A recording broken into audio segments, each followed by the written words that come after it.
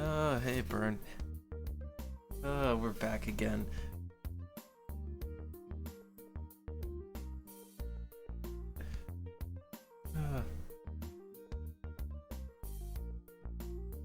Man, I'm kinda hungry. I had a pizza earlier, but I didn't, I had an idea. We still have 3 boxes of those Japanese snacks in the other room. And I've been dipping into those. Maybe that's what I know input. Maybe that's why I sound so terrible. Maybe that's why I have another box though. I just scooped. I put them all in one big box because it doesn't really matter. And for right now, I have about, let's see, about 7 things. About 7 things here. They're all pretty small. But I was gonna kind of make that my dinner. And here while on stream too. Maybe I shouldn't have so many of them. I'll see how many I can get through before I really feel it.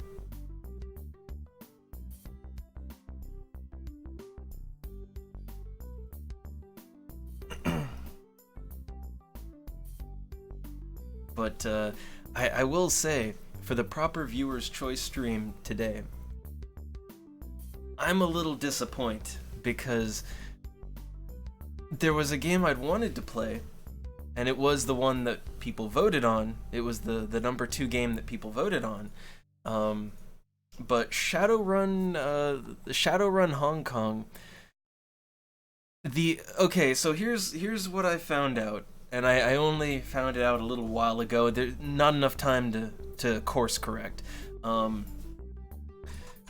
So I did everything in my power to make that game, to try to make it work, right? I like every compatibility thing, patch, whatever, like nothing worked. Every time I booted the game up, it was a black screen, right? So I looked to the internet for help. And it turns out that's just a common bug. Like, it's a very, very common bug with the Steam version of the game, because the Steam version is an extended edition. And I thought, oh, hey, extended edition, right? That sounds cool, that's good. That's what Steam sells. But that specifically just does not work on modern PCs. Not all modern PCs. Some people on Windows 10, they can play it just fine. I can't. Well, for whatever reason, I'm one of the, 50% of the population that the game just does not run on their PC. So yeah, if I wanted to play it on the stream, I would have to get the non-extended edition off of a different website. Like GOG, I think, has Shadowrun Hong Kong. I'd have to check and see if they have it there. That might work, but the problem is it's too late. It's too late. There's no time to re-download it because it's a rather sizable download for our internet. So yeah, there's no time to course correct there. So instead, I had to switch to the second, well, one of the third highest games, and it's the one that I think people want. It was Yume Nikki. I know some people wanted to torture me with that one. So that's what we're doing instead today. And I'm not looking forward to it. I'm not.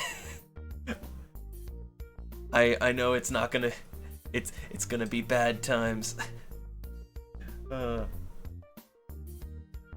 But before getting started, alright, I'm gonna finish off my glass of water, and let's see, my drink is still cold. That's good. So I'm gonna do a little bit of the snack stuff first, alright?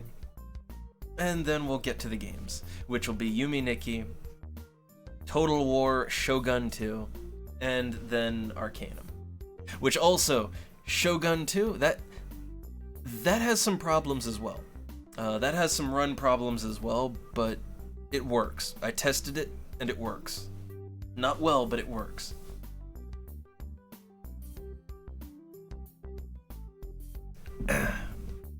Alright, now here's the question. Is my phone charged enough to take it off the cable? It is. Good. There we go. I just took the phone off the cable because I need to plug the camera in. I don't have enough I'm hurting for USB slots.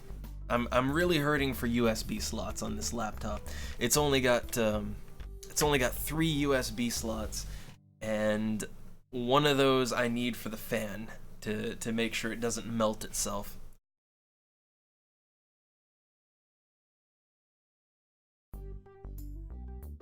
Yeah, this is one thing I will say. I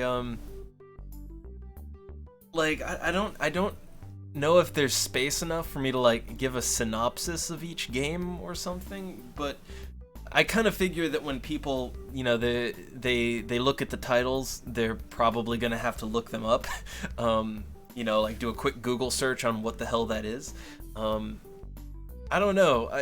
I don't think there's room for me to put like a little plot synopsis in the voting poll. I don't think there's room for that. And hey there, Sito. Hey there. So, well, hold on. I might have to sneeze. Uh-oh. Not quite. Alright, so let me go ahead and take the loading please wait. Take that off. And it's going pretty decent, Sito. Going pretty decent. I'm not getting to play the game that I wanted to play for the viewer, that the people wanted me to play for the viewer's choice, but that's okay. Third best pick, right? But before we do that, I have some more of these shitty Japanese snacks, which, you know, the shitty snacks that make everyone sick. Yeah, I'm gonna have that for dinner. So, I don't know. Look, they don't hurt me that much. I'm okay with them. And I have my I have a Moscovich Kvass. I thought we were all out of them, but like tucked away in the corner there was a can. So I put it in the freezer for a few minutes and gonna enjoy that too. You know, a nice malty drink while having crappy snacks. I know, very wise decision. Here, let me get the camera on. Oh, we're on. And the hair looking is I just noticed, I think it's kind of flattening out on top, right? Kind of? I don't know. I think it's because there's a thing where like when my hair gets too long, right? And also, just to make sure I'm centered here, when my hair gets too long, gravity takes over and it starts just falling down to the side. So like the normal poof is like, oh, it's too heavy. It's too heavy. But yeah, I got my box of bad stuff here. I'll just keep it right next to me. Snack number 1. Oh, these things. These aren't bad. These, I like these. They're like fried chicken tasting chips, I think. If they're the same as the other kind. They taste like fried chicken? Or roast chicken. I'm not, but I think that's what these were. Yeah. They have a mildly roast chicken-ish taste.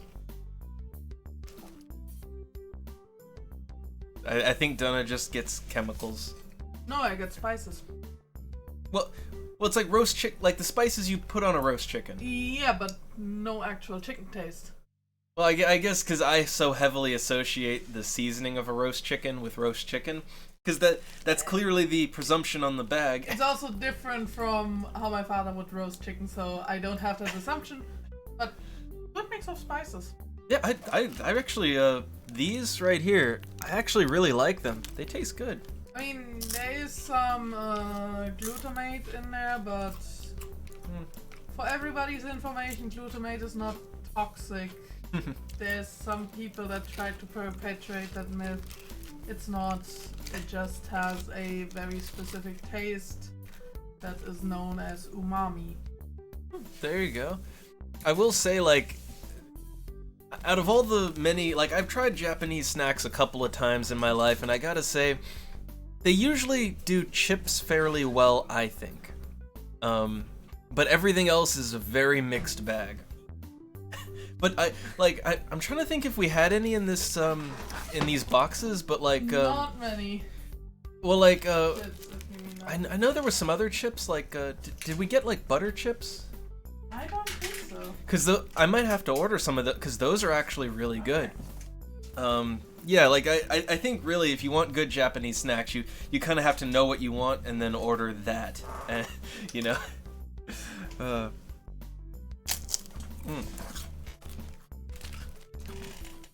There's only like 3 chips in here, but yeah, they're good.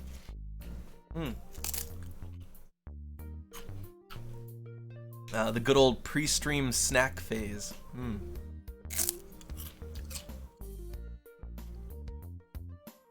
Yeah, I'm trying to think what I used to go through Burn, which I don't know if they have like a German version or not. I need to see if there's like a German equivalent to it, or if they also ship to Germany. But like I used to go through J-List. Like they had look, if you want like really tasty snacks with good reviews and you know, like that are properly described and you know what you're getting, they're good for that, and you know, not too expensive, and porn. Lots of porn. Also very well labeled and described. But yeah, you know, and it's always fun when you order, like, if you would order a mixed box of snacks and Japanese porn, and yeah, you get some weird little extras when you mix and match like that with them.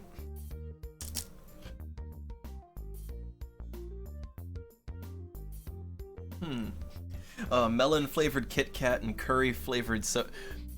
I gotta say, curry flavored soda sounds good. I'd like to try that. I don't know what it would be called though.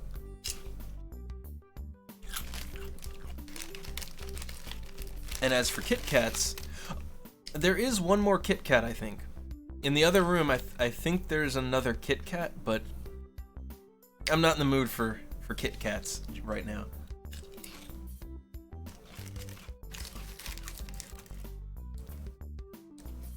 Although I think like there was like a pumpkin pie Kit Kat I had way back. That was pretty good.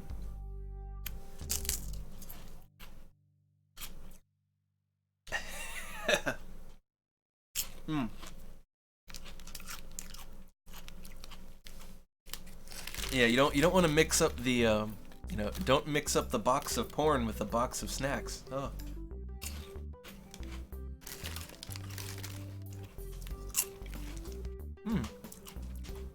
I love these little chips. It's just broken pieces now.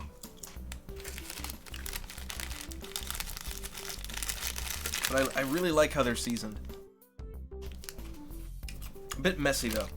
A little bit messy. I should have thought ahead and... Oh, wait, hold on. There we go. Tissues. Gotta have the tissues. And you know there's always a convenient pack of tissues nearby. But it's just that they're really seasoned and greasy. But while we're between snacks, here is, I believe, the last of my Moscovich kvass. Alright? I think this is the last one. My favorite straight out of Russia drink.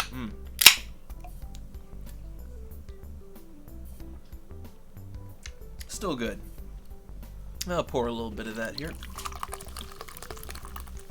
Which, I don't know, should we have a, and also, look, I'm taking my time here, because we're not gonna play Yume Nikki for too long. I know that already. So, like, the first game's gonna go by real quick, and I'm just gonna derp around in Shogun for a little while. Then, you know, main feature Arcanum, so we've got time. But I wonder, should we have, like, this is just a nice little, oddly chocolate tasting soda, even though it's malted. It's malt, which gives it a chocolate-like flavor, but it's no actual chocolate in it. But should we have a proper drink? I don't know. Do I need to put that up to a poll? Should we have a proper drink tonight? Here's what I have left, actually. I've really come to like this stuff, and it's almost gone. So I got a bottle of mead here. There's just a tiny bit left. Like, I could finish both of these bottles off tonight, because there's a single serve in each one left. But that one's just sweet mead, and this one's kind of my favorite right here. What's left of it. This is the strawberry wine. And they're both really sweet. Not much actual, like 8.5% volume alcohol, so it's not very alcoholic. But it tastes real good. I don't know if I should finish those off tonight, or just stick with the Moscovich kvass.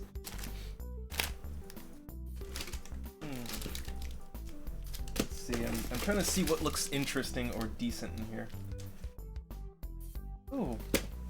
I think I tried this once before on the... these little things here.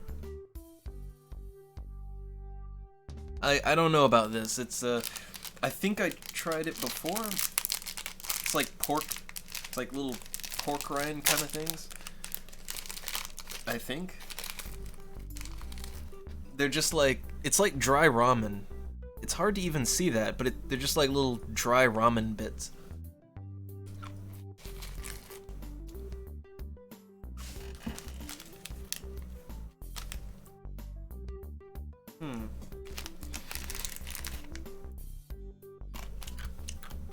Yeah, it's just like dry ramen with pork flavor. And I'm not being I'm not being slow. On the back of the package, it shows you're just supposed to eat it. Like, I don't think. Just try ramen. Well, it's not as hard. Like, no, it's not just dry ramen, but like, it looks like it, and yeah, it looks like it. But it's not quite as hard if it was just dry ramen. Or maybe that is just dry ramen. I don't know. Like, I'll admit, I've tried to eat, like, just ramen without cooking it before, and don't do that, it's hard as hell. This is really hard, but it's not that hard.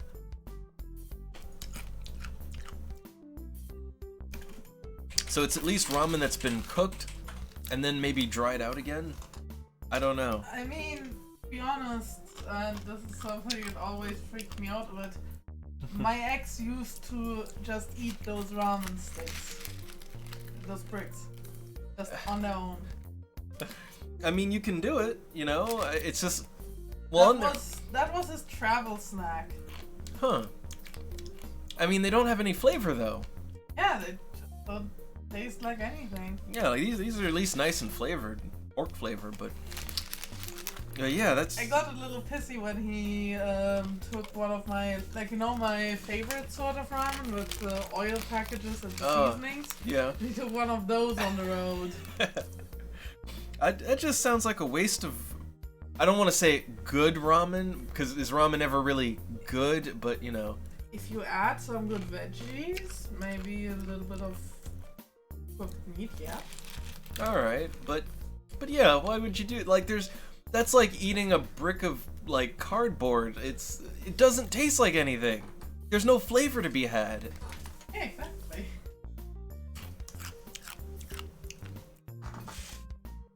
Oh my God, Burn. Oh, like why would you buy spaghetti noodles and eat them raw? That sounds even worse, because spaghetti noodles are hard. Like, they're hard. As a kid, I used to do that. But I don't anymore. There is a legitimate reason why kids like to bite on hard things. Okay. And it's to promote the growth of your adult teeth. Okay. And it's just something that a lot of kids do instinctively. Huh. I mean, well, like you weren't eating dry spaghetti because it tasted good, no. Right? Okay. I was chewing on dry spaghetti because it was something hard that made my jaw feel good. Okay. I guess I never had that phase. Well, wait. I guess I used to chew my pencils, like those your standard wooden pencil. A lot of people do that. Yeah, like I think I chewed a few pencils in half.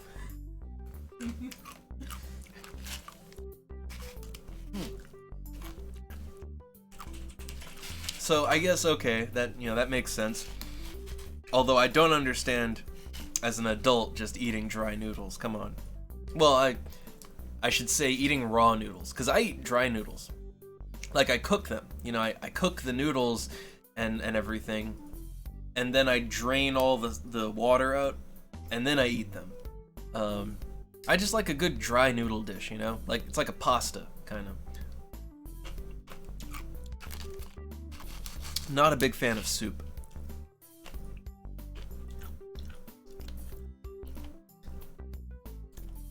Well, I guess input. I mean, hey, these raw noodles are great.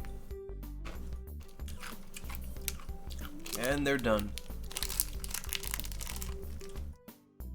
There's so little in every package. Like, it's like a mouthful. But I guess, I don't know. They're Asian size.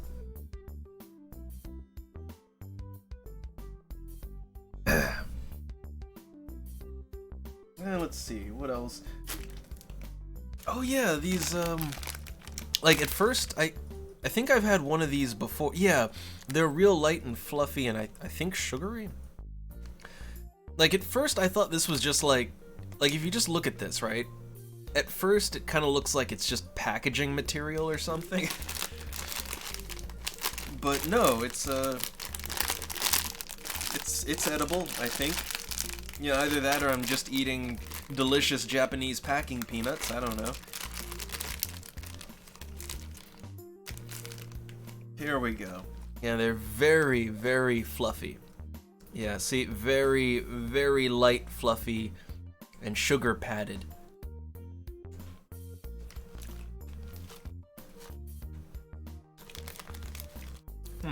Nope. These taste a little different than the others.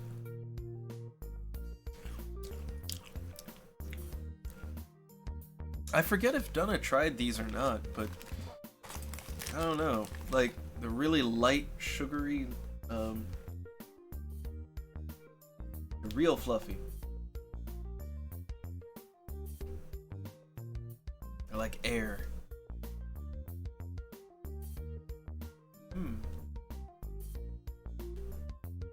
Analyzing flavor. I don't know why, but it tastes.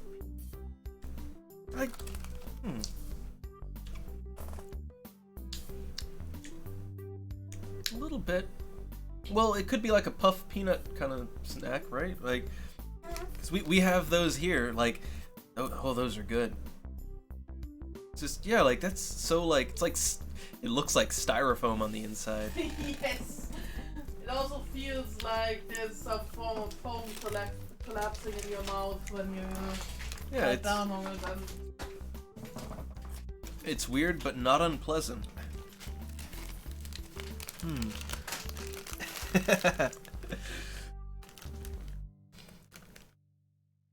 And Sito, like, you know what? I actually kind of understand the whole eating chalk thing. Because, okay, especially if you have, like, you know, those multicolored pieces of little pieces of chalk. I can kind of get that. They look flavorful, right? Then you bite into them and you realize, no, they're not.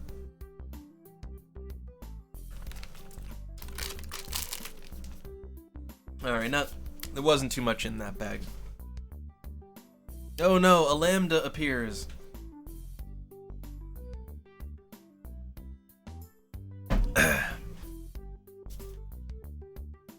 But is the lambda is the lambda a rabbit with a gun blade now? That's the question. Reference. Also input. Like, look, Asian size is fun size. Insert eyebrow wiggle and wink and nudge. I don't know. Okay, other thing. Look. This is my dinner. All right. This is my dinner right over here. So I'm gonna enjoy it. This is enjoying dinner. Look, welcome to this ASMR experience. We're enjoying dinner here together.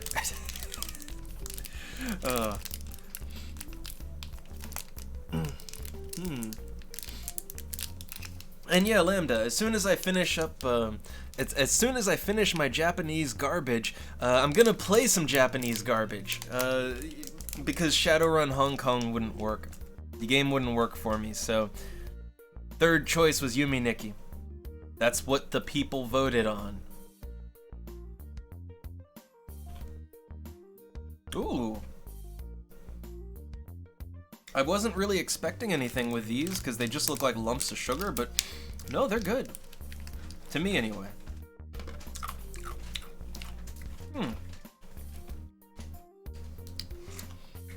I will offer Dunna one if she wants. They look like sugar, but they have a little flavor to them.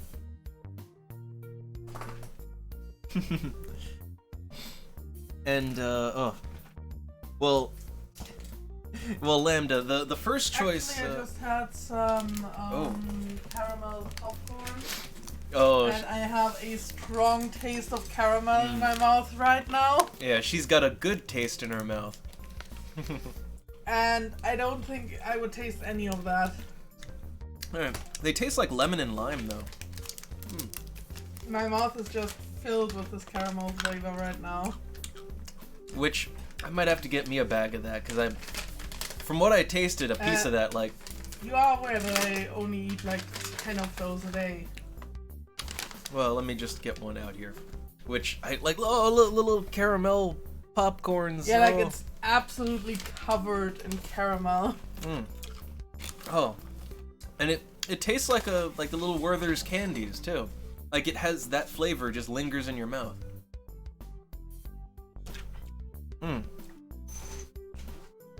Oh no, witch fight in the chat. But yeah, oh, there we go. I got a little bowl of, this'll be the palate cleanser, alright? So when I need to wash the taste out of my mouth, I chug some of my Russian drink and have some Werther's popcorn. But yeah, Lambda, a Shadowrun game was the choice that was gonna go, but it didn't work, so yeah. I wanted to play Shadowrun Hong Kong too. I haven't really played any of the Shadowrun games except Chronicles, and that's a different thing. Let's see. But I did have an idea. I did have an idea. For the next viewer's choice poll, should I just put it like should we just have an RPG Maker garbage dump week? Should I just put nothing but... I have a lot of RPG Maker games that I've never touched, and I don't know anything about, and also, I've got a bunch of RPG Maker games that I've paid for with real money on Steam. You can buy RPG Maker games on Steam now. It's wonderful. What a time to be alive. And I have a bunch of them, because when sales go on, they're like less than $1. That's how much they're worth. I don't know.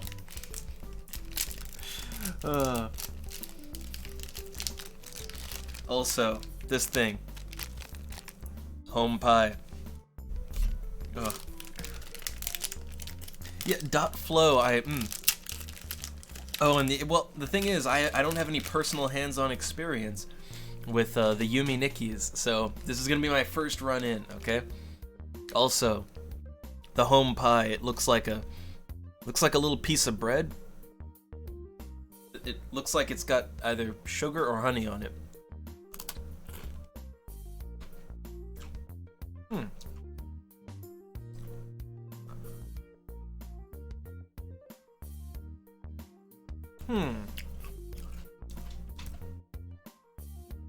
It tastes like, it tastes like those, like, you know, sugar butter cookies, like, that come in the little tins.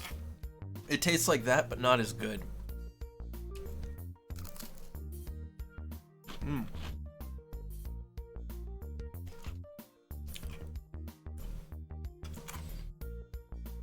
And I don't know.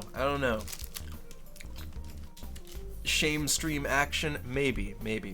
Also pouring a little bit more of this. I love how we've got. Look, why is everyone here for dinner with double before the stream starts? Right? Everyone's here for this. And by dinner, I mean cheap Japanese candy and Werther's popcorn. Oh, hey, we get. It's another one of those things that looks like a log of poop, kinda like. But if I remember right, these taste like soy sauce. That is, if I remember right. Well, like, okay, so Lambda, I try to stream at like 2 p.m. EST on either Sunday or Monday. Like, if I don't do it on Sunday, then we do it on Monday. And I'm gonna try to get some more, like, I'm gonna try to get some streams in the afternoon, just like, which would be afternoon for me would be like maybe 2 p.m. for me, which would be the morning. It'd be like morning hours for you all. And yeah, I'm gonna try to get more of those in, and just, I don't know, like do Final Fantasy or something, right? Okay, this doesn't smell like soy. One of them did. This smells like chocolate. Yeah.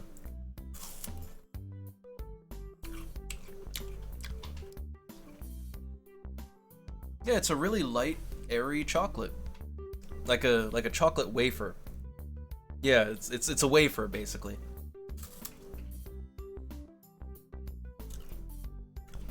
Oh no, Lambda, you said the B word, the blue mage word.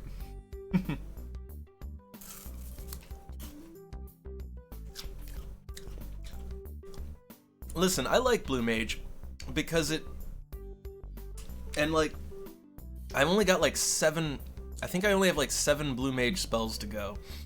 I like it because it's not, like, you don't have to worry. You don't have to worry about, like, balance. It's just blue mage. It's what you want in blue mage. So it doesn't get to, you know, it doesn't get to use the party matchmaker thing. And that's fine.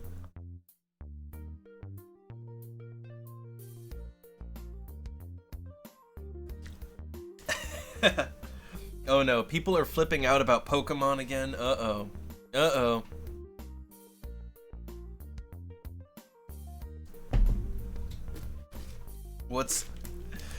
I feel like I keep missing all these, like, see, this is what I get for not being on, like, you know, on the social medias all the time, and also, you know, it's, man, when you lose out on just, I don't know, the network US TV and all that type stuff, like, I'm out of the loop.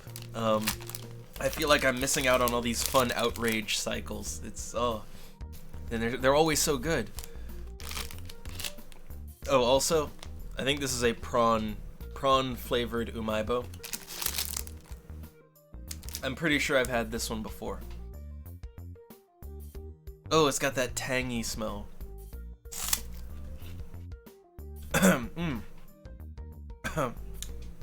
Yeah, it's got a strong shrimp flavor. That's a real strong shrimp flavor.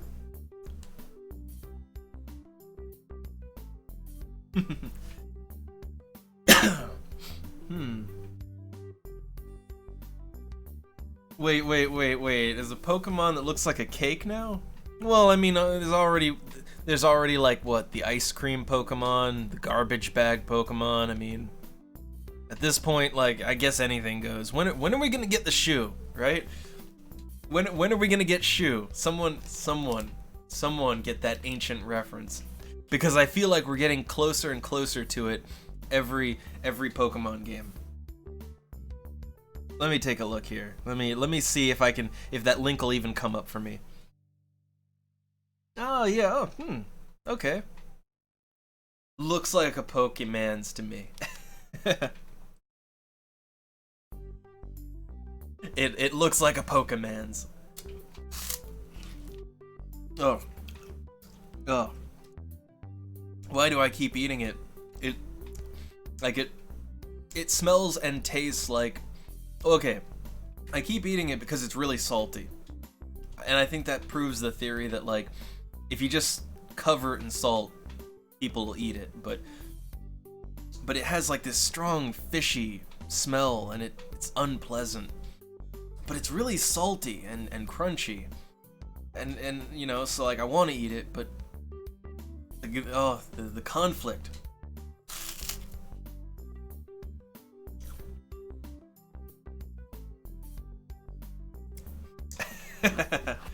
Well, I always wonder this, Burn, like, in the Pokemon universe, do people eat Pokemon?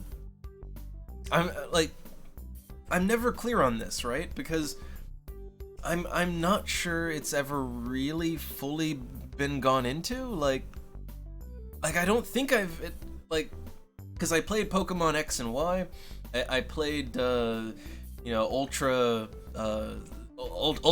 Capri Sun, whatever, like, you know, and I don't think I saw an instance of someone eating a Pokemon. But like, especially with the fish Pokemon, I'm pretty sure they eat them, right? But is it ever explicitly stated? Okay, yeah, I guess the Slowpoke tail is a delicacy, but yeah, okay, but then that brings up so many moral issues, you know? There's so many moral issues with that.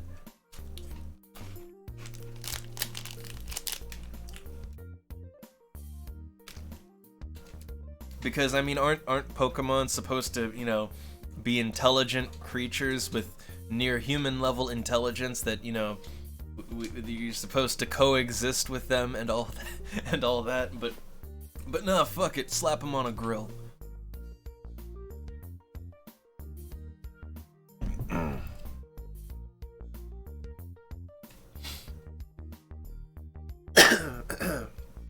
Oh. Yeah, I don't know, I see the issues. Also, we got another Umaibo. There's only one more item after this one.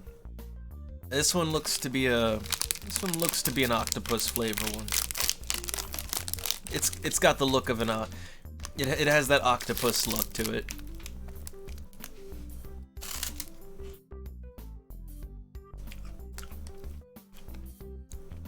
Which, I'll say this, I like the kind of you know, seasoned octopus flavoring. I like that, and like if you slap it on a snack like this, it's good, right? But I can't eat.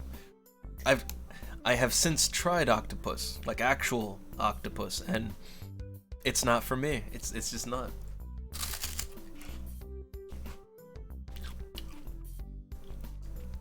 but the flavoring is good. It's kind of like it's like how I'm not a huge fan of crab, right? Crab is okay. I'll certainly eat it. I like it about as much as anything else, but I'm not a huge fan, right? But then there's like, that Chesapeake Bay seasoning that goes on crabs. And so it has that association of being the flavor of crab where I'm from. And I love that stuff. Like, on chips, it's amazing. But I don't like the actual crab so much. I like the seasoning.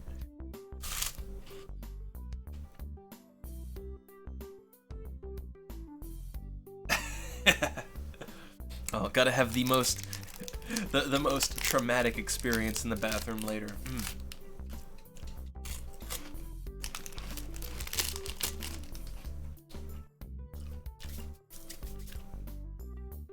Look, this is the dinner of champions. All right, and here's the last item. It's just a barely marked little package with this thing inside of it.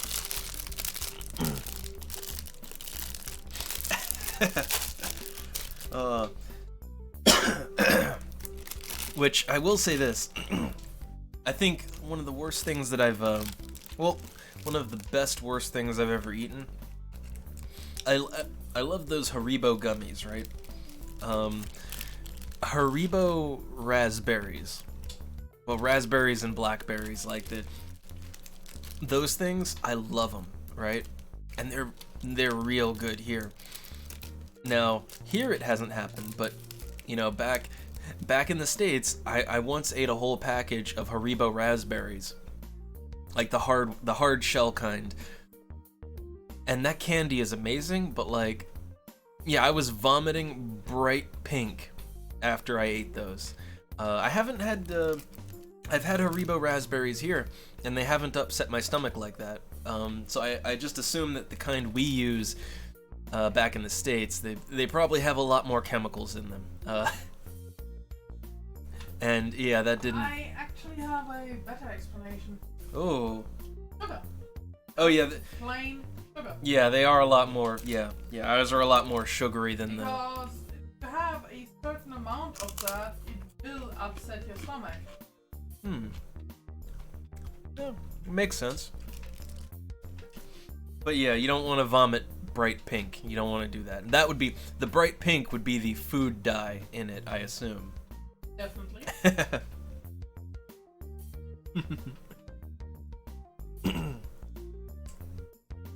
Oh man, oh burn. Well, first off, cafeteria tofu. That's a thing? That's a thing now? Oh. Oh no. Well, I guess it's better than like cafeteria pizza.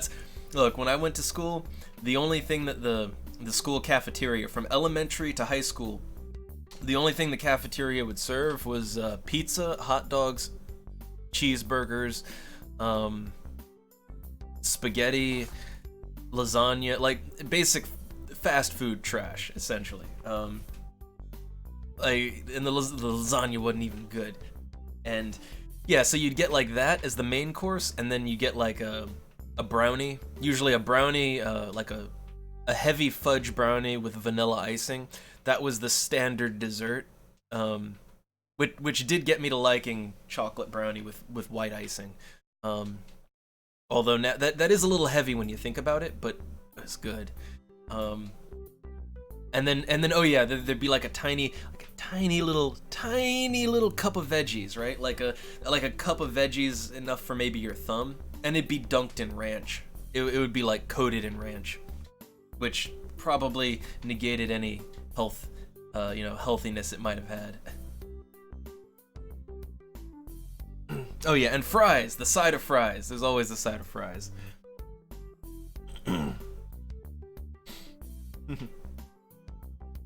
Well, yeah, yeah, like burn. I guess this is I guess I'm a little older, cause like yeah, that problem.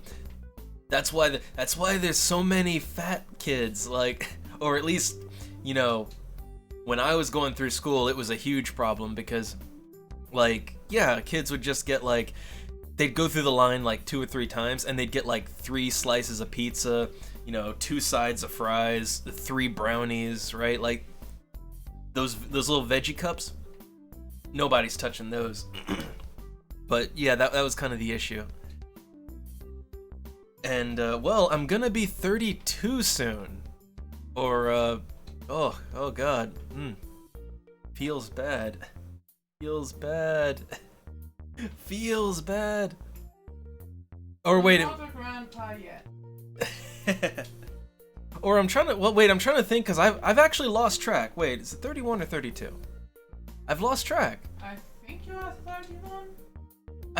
I'm losing track now, like, because I know I got all crazy when I hit 30. You were born in 88, yeah. So you are turning 30. Okay, turning 31, not 32. See, that's another problem. You get old, and it's like, I hate birthdays, right? I don't want to think about it. I don't want to think about getting one step closer to the grave, right? So yeah, like you lose track of your age. So 31, but that soon 31. Oh, I don't. Now I'm reminded. It's like, oh no. But 32, well, that's just next year. That's just next year.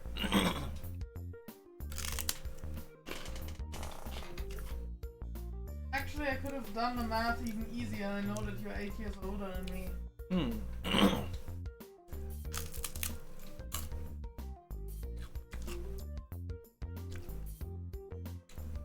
Also, this thing tastes like a deep fried pancake. I like it.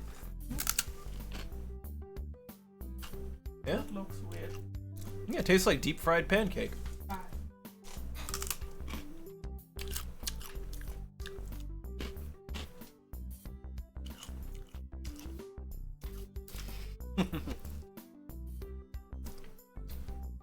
Oh no, old Lambda.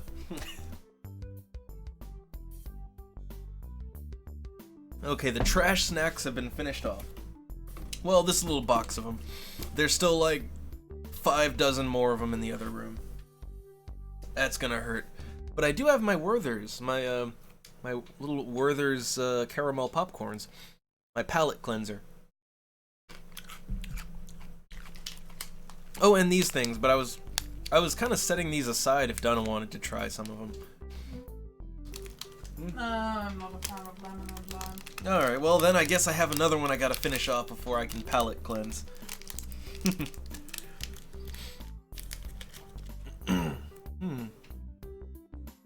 Yeah, well, like, Burn, I think, I'm trying to think, right, like, anyone who's in their mid-20s or older, you kind of know there's a point that you hit where you get that feeling, right? Where it's like, you see the kids these days on the social medias, and like they don't get any of your references, they don't understand what you're talking about, and they're talking about weird shit you don't have any idea about because it's dumb. And that's when, like, the first time you get that feeling, and it's usually, I think it's like, for me it was like around the mid-20s, 24, 25. That's when when you first get that, you're like, man, I'm old, or I'm getting old, like, time is progressing, right?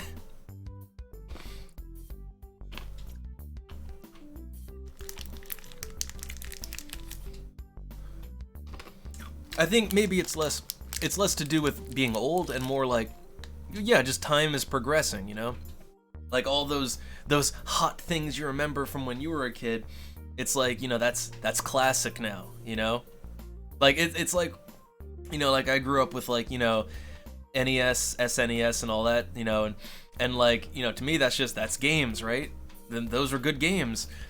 But now it's like, oh, that's retro, that's classic, that's that's vintage gaming, right?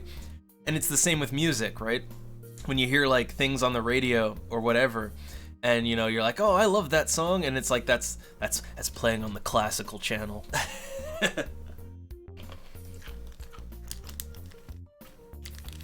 It's just that feeling, time is passing. The thing is, if something is called retro, you at least know that it's seen as at least somewhat good. Well, yeah, yeah. Whereas if something is called outdated, you know that it's not considered good anymore. Like those neon green and pink parachute pants we used to wear back in the day, right? I had tons of neon green and purple and pink clothing. I think that would count as outdated, yes. Yeah, that was the 90s though. I had like, I think a lot of people like who weren't around back then, like they'll look at maybe like TV shows or something from like the late 80s, early 90s, and they'll be like, no, that can't be real, right? Like that's just some out of touch Hollywood executive and their idea of the kids. And to some extent, yes, but no, like we loved us some neon green, neon pink, zigzag patterns, shit like that. It was the style at the time.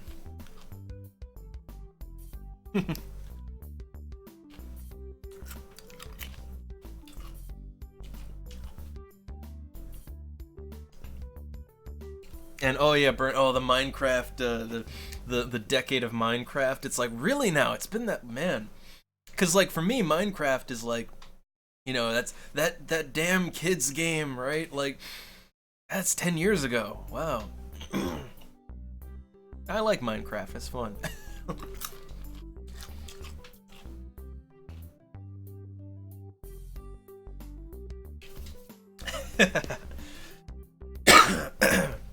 And yeah, like, look, I remember being a radical 90s kid skateboarding. I had a skateboard too. Like I had like a shitty skateboard with like on the back of it there was like a pattern of it was like I don't know, just a really weird looking spider thing, and it's like, why? I don't know. It was radical, man. I couldn't skateboard for shit, but I had a skateboard because everybody else was skateboarding, right? 90s were great.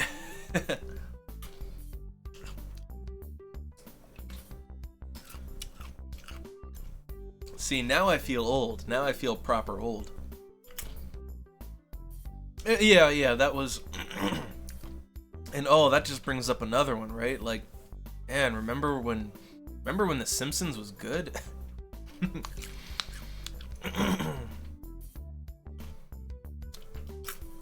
Which I remember kids running around. You know, I had a friend who would ride around on his skateboard, and he would just like he would non-ironically like parrot, like, you know, Bart Simpson quotes and thinking he was cool, like, you know, like, eat my shorts, man. Like, yeah, that was the 90s, right? Like, oh, it's great.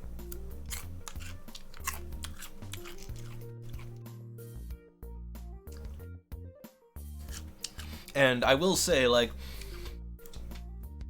look, hey, I like the movie Hackers. I saw the movie Hackers a dozen times. You know, I was down with that internet's that CompuServe, AOL.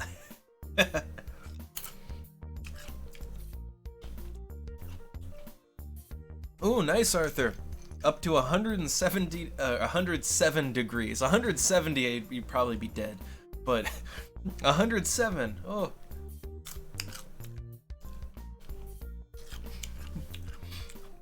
Oh, I need a radical hacker name. Oh my god.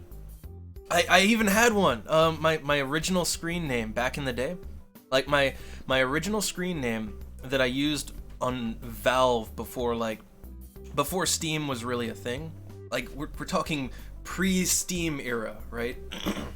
When you just buy a copy of Half-Life and direct connect with your friends. Like my username back then was like, yeah, I remember now. This was back in like high school, I think. Early high school. Maybe even middle school. But like, yeah, the username was SuperHack64, like Nintendo 64, right? Because I saw hackers a lot, and like, you know, I liked my Nintendo 64, and I was a dumb kid, so. Man, memories.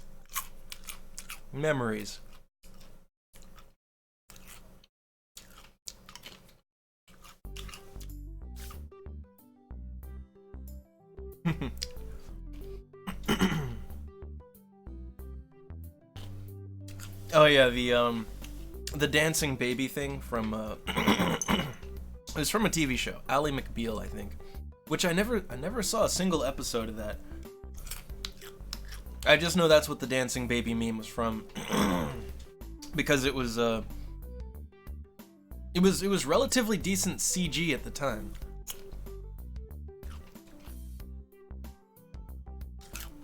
And also it just came out of nowhere.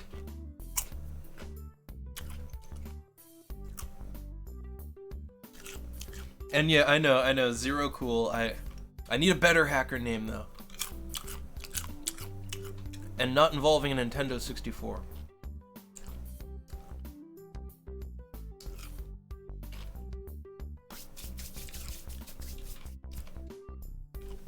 Alright, I finished off my Werthers. I finished off my delicious caramel popcorn, which that stuff is good.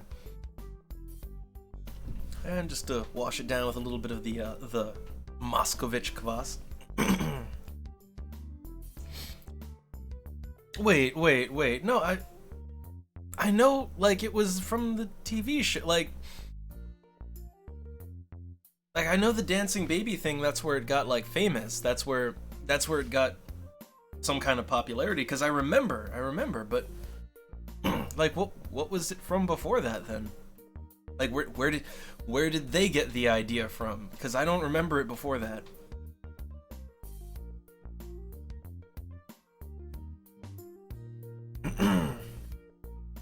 Oh, hold on. I want to get this deep lore.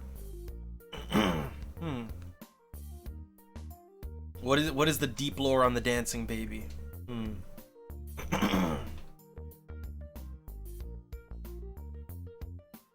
Huh. Okay. I guess I don't remember that then.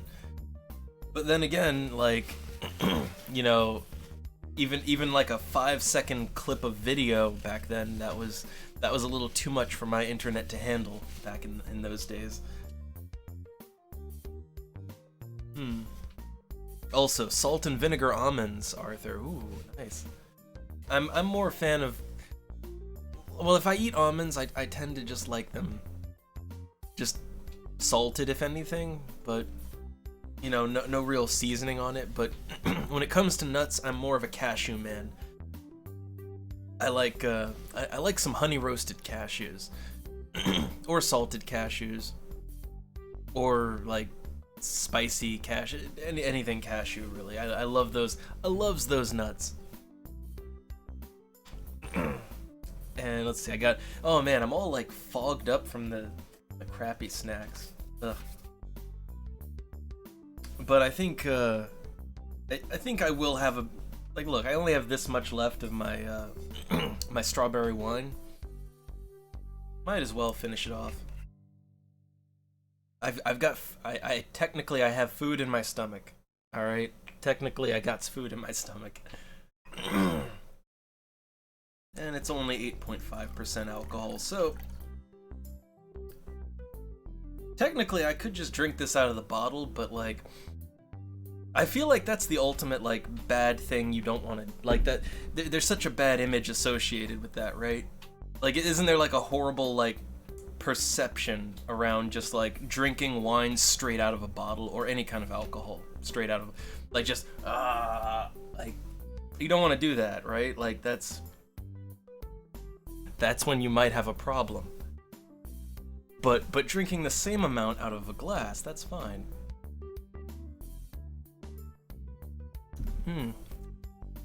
Delicious strawberry. You barely taste the alcohol in that at all. Both because there isn't much of it, and also it's just really sweet. It's very, very sweet strawberry flavor.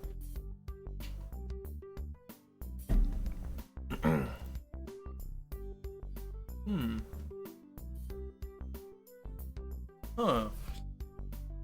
Well, soaking almonds,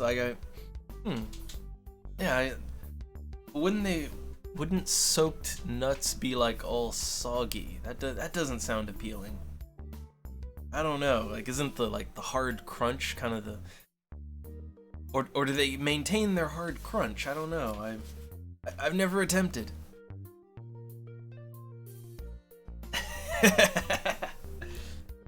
Yeah, I know. I just had a box of Japanese junk food, and I'm worried about, like, no, I can't be seen drinking wine from a bottle. Oh no. Which, before we get started, and I know we've wasted like an hour on this, but we're not gonna take too long here. I'm gonna zip right through the games, all right? Mostly because I know I'm not really gonna get anywhere in Yume Nikki. I know that now. I know that in advance. But one thing, and this is just a funny little thing, but I don't know about you all, but where I come from, we're a little weird about alcohol, and like, so here's the thing.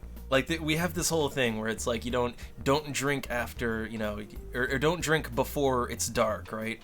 That's actually, like, at least it might not have been enforced everywhere back in Virginia, but like, at least in my part, it was an actual law that you cannot be seen outside drinking alcohol in the daylight. That's against the law.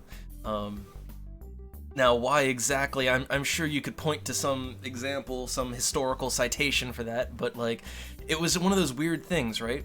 So for me over here in Germany, it's like, man, people just, alcohol's everywhere. So it's kind of, and just in the day, on the train even, like, you know, it's weird, and it's kind of a shock to me still, because like, yeah, I'm used to, you know, can't be seen with that stuff out in the daytime. You gotta do that, you know, in the dark, like you're a vampire or something. Gotta have your bottle of wine, you know, hidden away in the dungeon.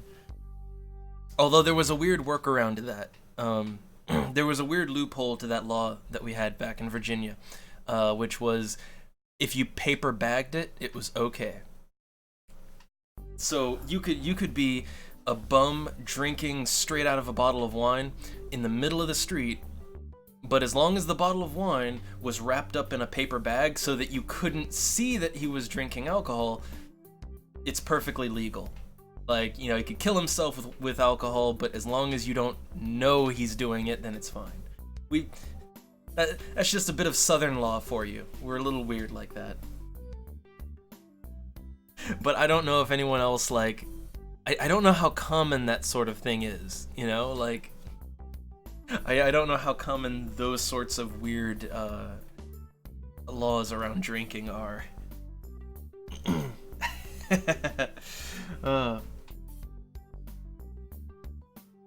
Lambda.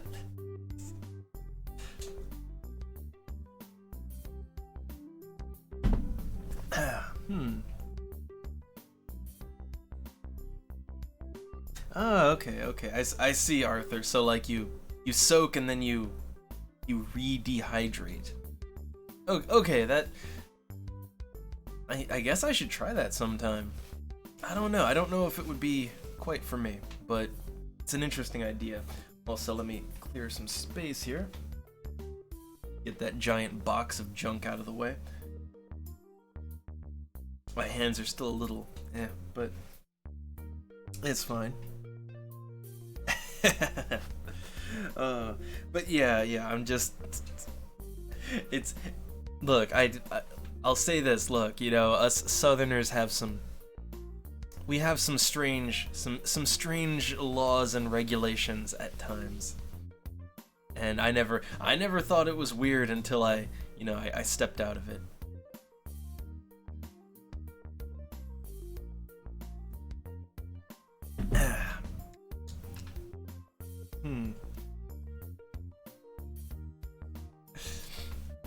Sito, the great ice wall.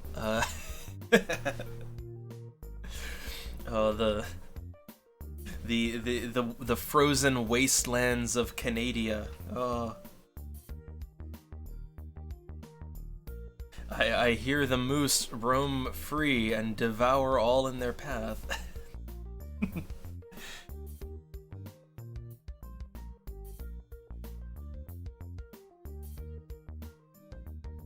Oh, I don't know. How to speak Southern. I feel like there's too many answers to that question. Also, I'm gonna commit a little blasphemy here, but I like my strawberry wine. I do. But I'm in the mood for a little carbonation and a little extra flavor, so I got my bottle of Sprite. I know, blasphemy, right? To mix good strawberry wine with Sprite. But here we go. Now it's diluted and it's got that nice Sprite taste to it.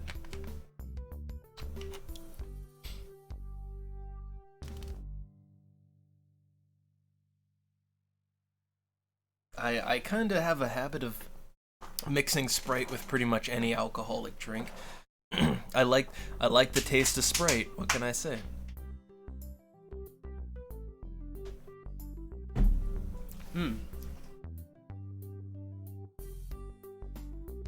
Oh, we'll have to check that out sometime. My mind is aflutter with what could even be in such a book. But anyway, so I guess, okay, I still have I have a little tiny bit of my Moscovich kvass left. I guess I'll finish it off.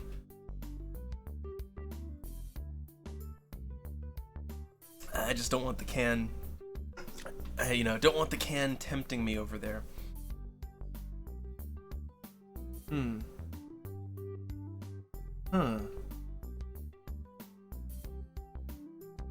Well, 7 with 7-Up. Why not? Why not? I mean, usually if I'm gonna mix my alcohol, which I usually do, because I'm not unless the alcohol's already somewhat mixed, like these, the wine and the honey wine here, like that's already not necessarily mixed, but like it's more than just alcohol, and it's sweet too, and like that doesn't need mixing, but I like a little either a little fizzy water, like some fizzy water or Sprite with it. Dilute that down a little bit.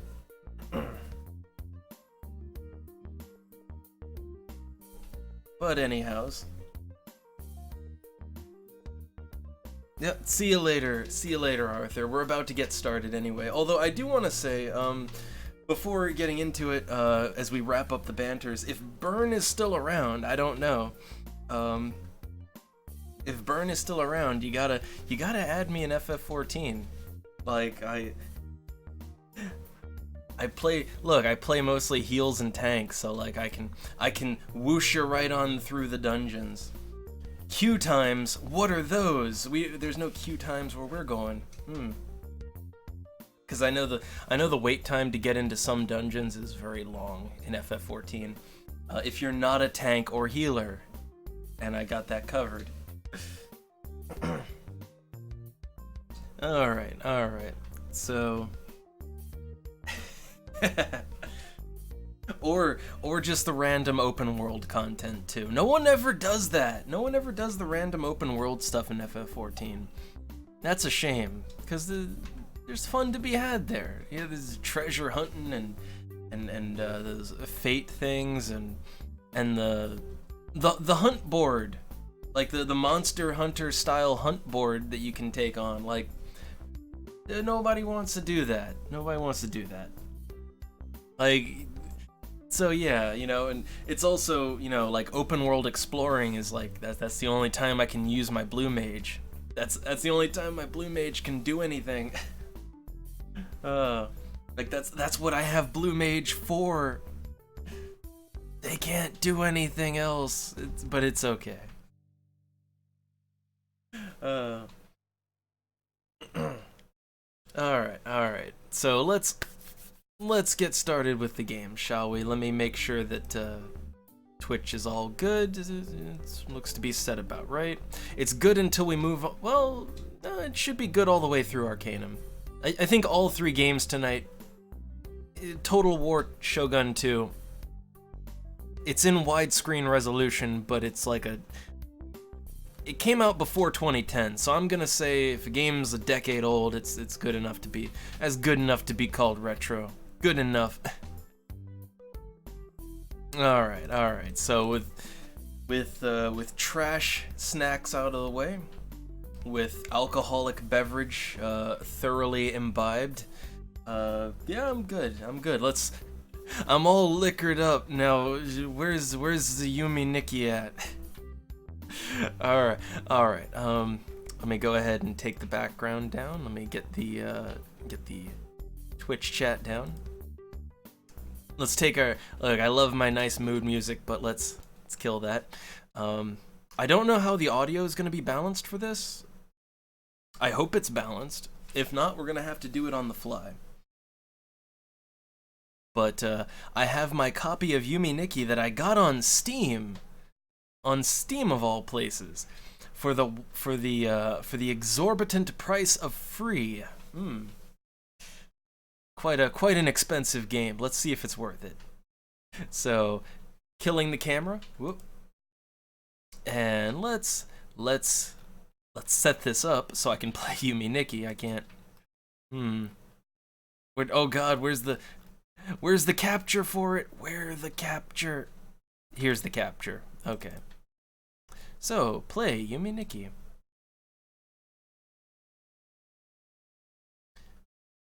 Right. So, audio. How is our audio? I think we're good, but I don't know.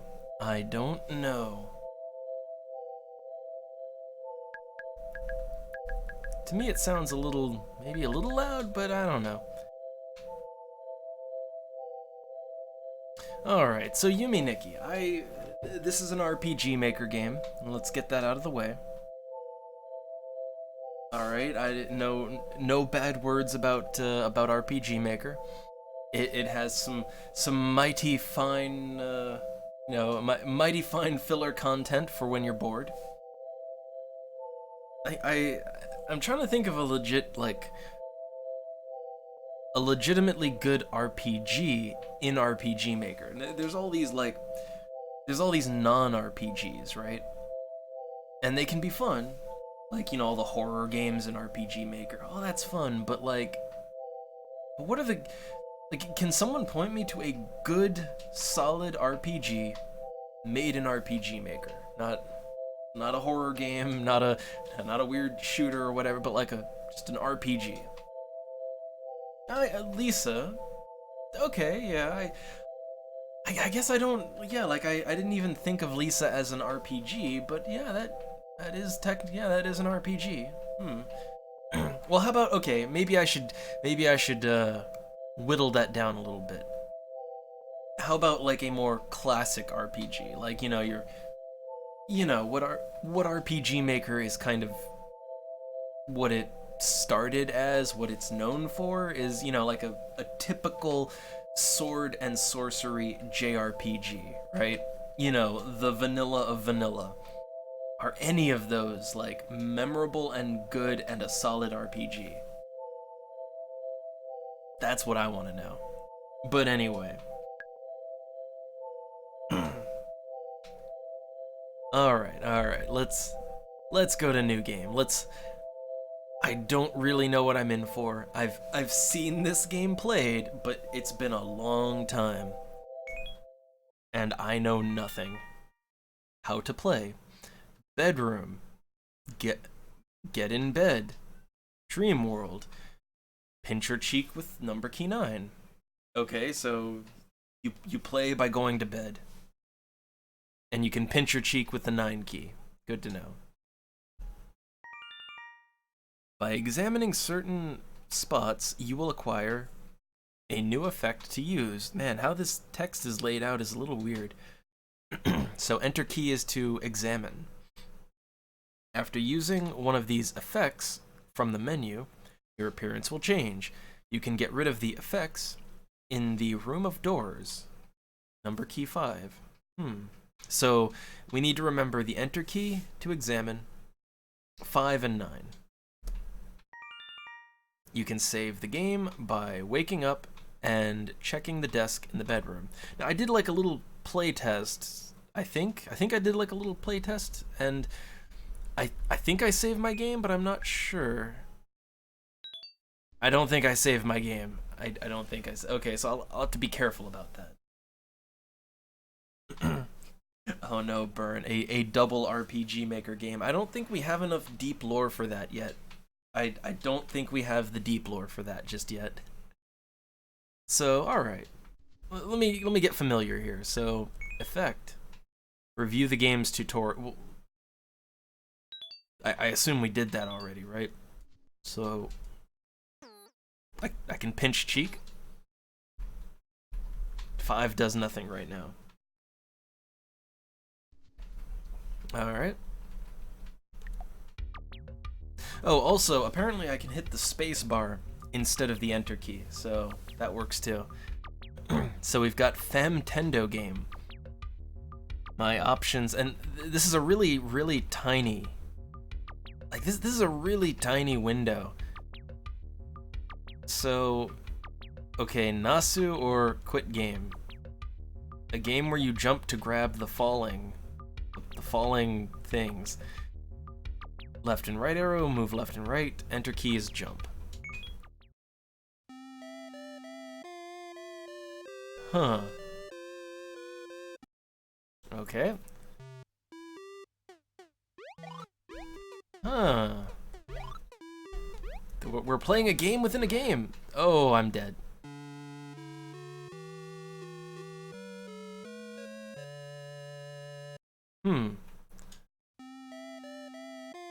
Okay, well, I don't know if there's a purpose to this, so I'll just quit out of that. Like, I don't know if there's a reason to play that, but, okay.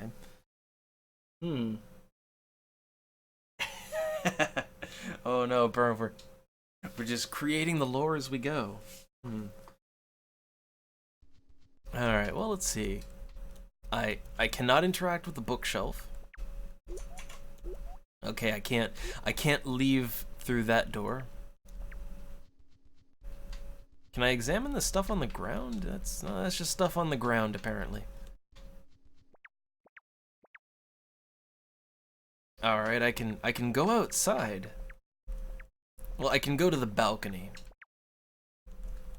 So yeah, I can go to the balcony, but there doesn't seem to really be a whole lot out here.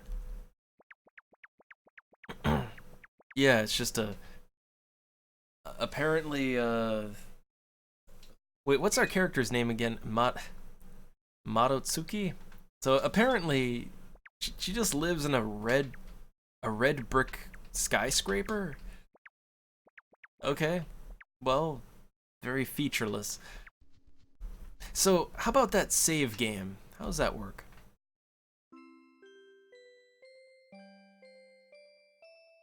I can spin around in my chair. Ah, there we go. Okay, that's how you save. That's how you do's it.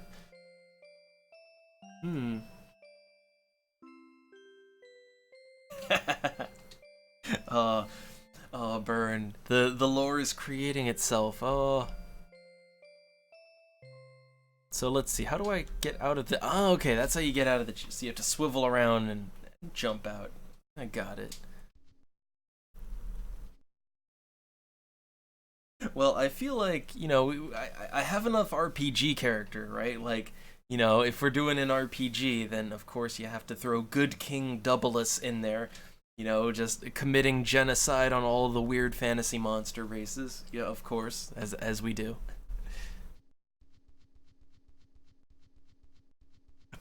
Gotta scrape the lore out. Alright, so I guess, you know, the game said how to play. You get in bed. So let's get in bed. Count. Okay. So we're out on our nice little balcony, although the sky looks a little bit different. I'll be honest, like the sky kind of looked weird before going to bed. Now it looks more normal, actually. So I guess we're... Are we in the dream world now, I guess? Man, we got boring dreams. We got real boring dreams.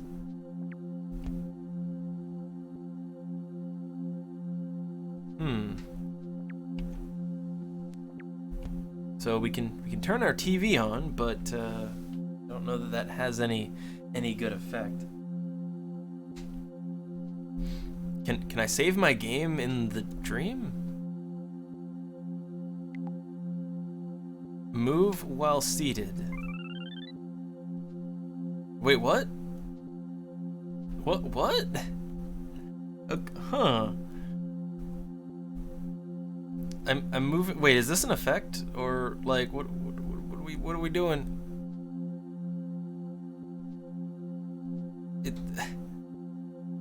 Can I put the chair back? Okay. Yeah, is that an effect or was that just a? Okay, that was not an effect, but apparently we can move while seated. I gotta know if that does something, right? Like, And yeah, I know, like, the dream world is the same as the normal world, just without a console. I kinda wonder if there's, like, something to the chair. That's fine. So, can we go out our door now? Alright. That puts us here.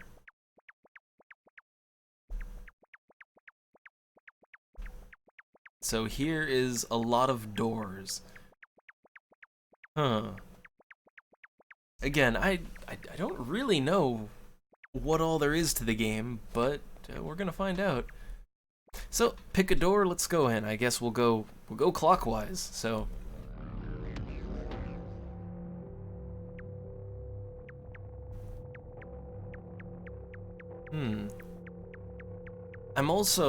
I'm not sure, like I don't remember if this is the kind of game.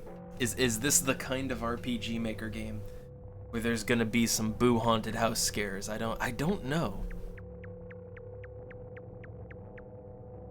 So like is that a monster? Do I need to watch out for that, or he's not doing anything? I mean,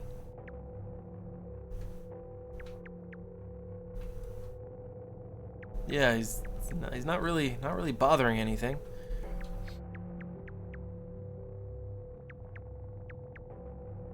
Yeah, I'm not sure what. So I guess dream theory. What is this supposed to symbolize? I don't know. Do your math homework. I don't know. So I assume that in every dream world, like I assume we need to, well, do something, right? What's this guy? I don't know. But he's blocking a door and I can't get around him.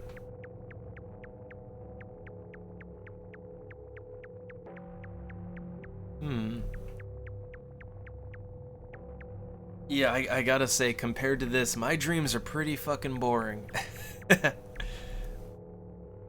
I guess while we're here, yeah, when it comes to dreams, like my dreams are usually pretty mundane. About as mundane as it gets. Like, you know when you have a dream and, you know, your dream is that you wake up and do whatever it is you were gonna do during the day, and, you know, and all that, and then, you know, you do it, right? Or you're in the process of doing it, and then you wake up, and you're like, oh no, I still gotta go and do the things. That's my dreams. I know, boring as hell. And also, am I making progress, or am I treading water I've already been in here? I think I came from that area up there. I think.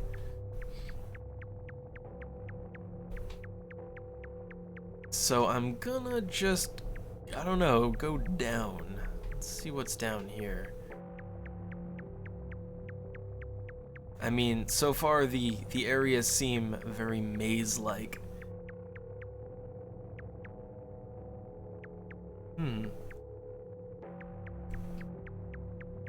Okay, I think that's areas that we've been in. I'm not sure. I'm also not sure if this is like a big looping area or not. This feels like it could be a big looping area.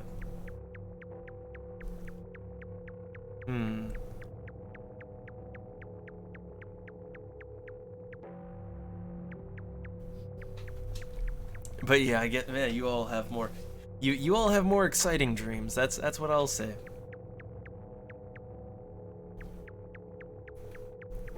I mean, I think on very rare occasion I've had like on very rare occasion I've had those, I don't know what to call them, but like, you know, very, very rarely the sort of dream where it's like there's something happening. Like usually it's in the middle of like one of those mundane things, and there'll be a situation, something happens, and it's like, but it'll be something like as crazy and dangerous as it gets, and but just out of a rather mundane situation, right?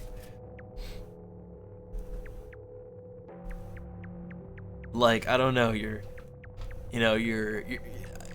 going to the grocery store, and then suddenly, you know, like, boom, terrorists just, you know, helicopter in through the windows or something, and it's like, you know, you gotta deal with that, right? I don't know, every now and then I have one of those dreams, but like even then it blends in with the mundane stuff, right? It's like, I just want to get my groceries. Ooh, hey, I think we found something.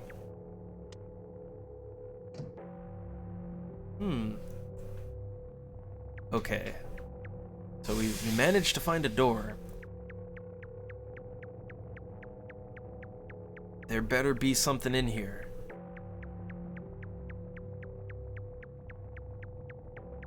Also, am I going to get lost? Like, does this area... I get a bad feeling this area is looping on itself. I get a feeling that this area is looping. I don't know. Although I don't see a door out. Like if it was looping, wouldn't I be finding the door out? So let's look at, like, I don't know, what stands out, right? So there's these light posts. Some of them are lit, but not all of them. Most of them are not lit. So maybe that means something, right? Like maybe it means something.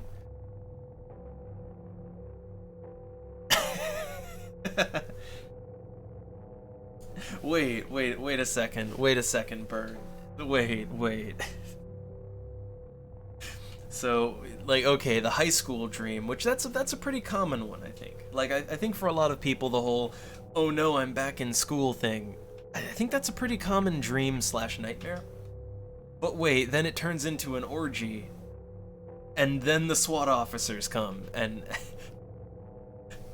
well, I don't know. I'm no professional, but that sounds that I don't know, sounds like a fun time. Okay, now I don't know if I'm doing, like, I have no idea what I'm doing, but I'm trying to figure out, like, what do the light posts mean? Like the lit light posts, right? I figure they have to mean something because they're lit, and not all of them are, right?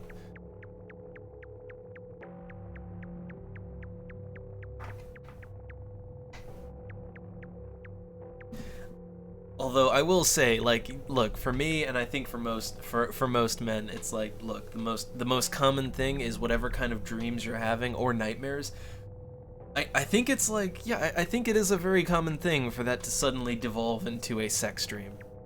Like, I think that's like it's like one of the #1 common things to happen, right? Like whether you're dreaming that you're fighting off terrorists on a plane, or, you know, or whatever, or you're going to the grocery store, or aliens are invading, or whatever you're dreaming or nightmaring, it'll turn into a sex dream. Like, that's just a...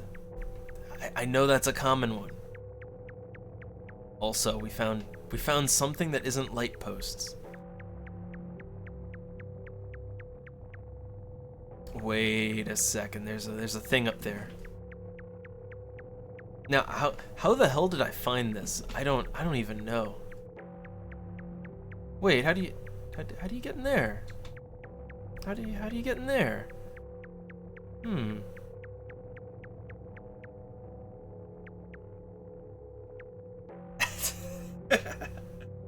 Well, that would be the best trip to McDonald's ever. Alright, well, I don't know. Then again, I don't know. I mean, is McDonald's ever sexy? It's like Walmart. Is Walmart ever sexy? I don't think it is, you know? I don't think McDonald's is either. Now, get someone in a Burger King costume and then we'll talk. Okay, I've hit a dead end. I can't do anything there. So maybe I need like a... Is this one of those instances where I need an effect? Oh no, a Ronald McDonald kink. No. Look, it's all about that grimace. Which, the grimace always freaked me out. I couldn't handle that thing.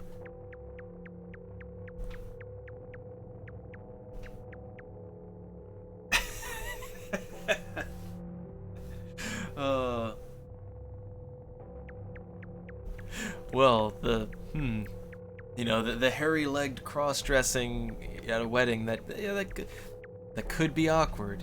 Could be awkward. So wait, I think I found, okay, if I need to get back there, we go up and to the left. But yeah, that's about as far as we can get there. That's about as far as we can go. I think I just don't, like, I think I need something to make progress here. And whatever it is, I don't have it. I think anyway. I'm not 100%. Oh no, Lambda, dare to dream. Dare to dream.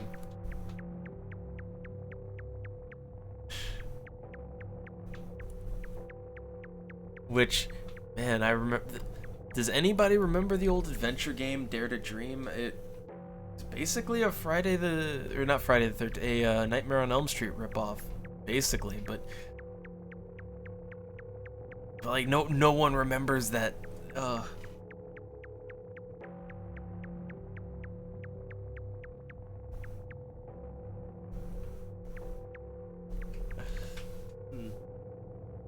Yeah, oddly enough, though, Bert, I've never had like the doctor/dentist dream. I know a lot of people are just terrified of the doctors and dentists, and not really for me. It's just a thing, you know. It's not fun, but it's not, you know, not an issue. So I've never had nightmares about it.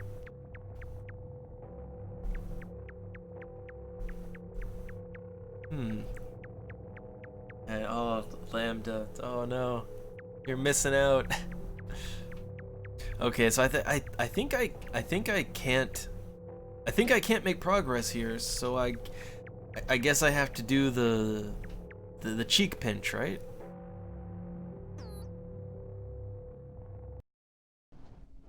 All right. So that was a dream. Maybe we're still in the dream. Nope, we're awake now. And she still won't go outside. Huh. Anything new on the balcony? Well, it's a bright, sunny new day. It's a bright, sunny new day.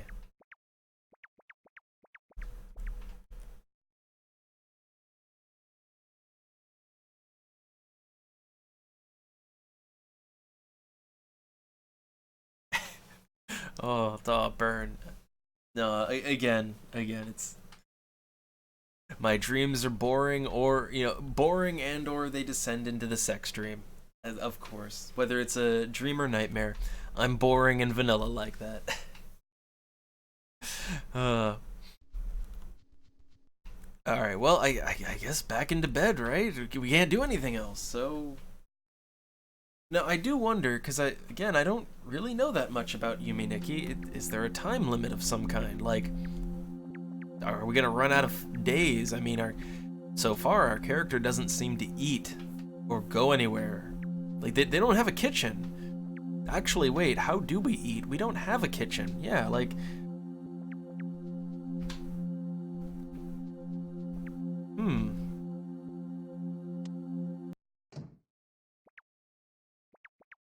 Okay, so, So door number 1 was a bust.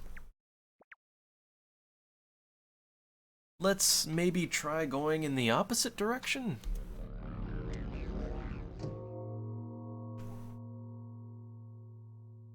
Well, yeah, also, like, that building doesn't make sense. Oh. Also, welcome to Forest World.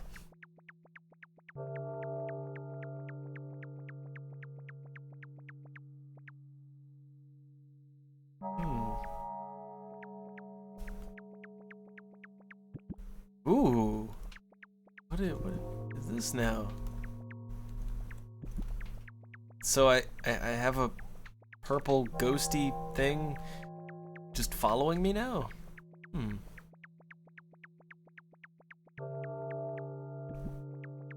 Now I have a purple and a pink ghosty following me. I'm collecting ghosties. Oh, wait a second.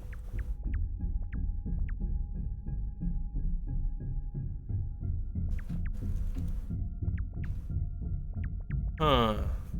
Okay, this thing just follows me around.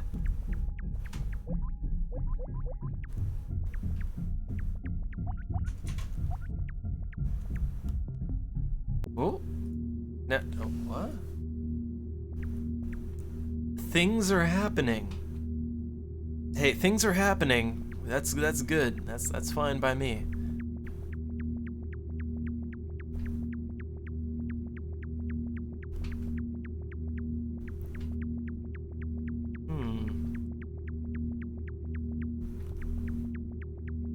I have to say, this is it's definitely the kind of game that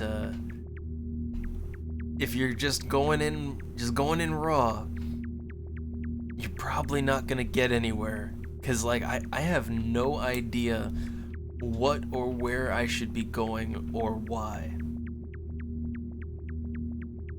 I'm just poking around.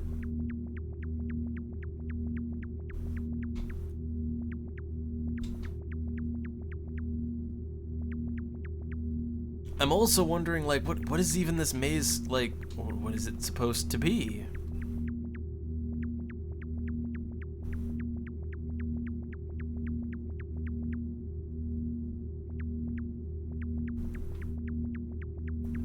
Like, conceptually, are we in, like, a walled-in maze, or...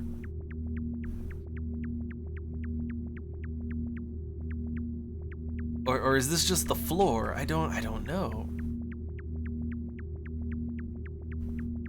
Okay, there's a thing over here. I'm gonna interact with it. Huh.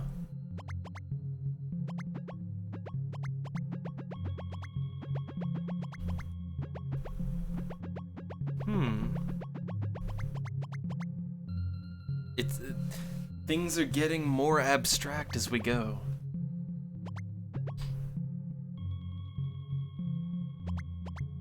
Okay. The bird girl things, like they in the forest zone, or whatever was near the forest zone, whatever that was. I don't think interacting with it did anything. But I guess they do in the red maze. This is this art? I don't know.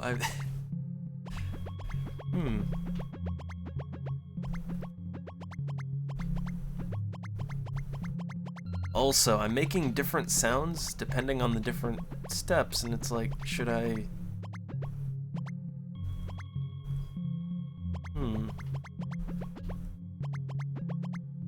Like, should I be mindful of what I'm stepping on? I don't know. Can I interact? Oh, yes, I can. What is all this now? Oh. And all I can say is I feel like I feel like this is I don't know. I feel like there's just like there's moonside enemies just walking all over the place. That's the vibe I get here.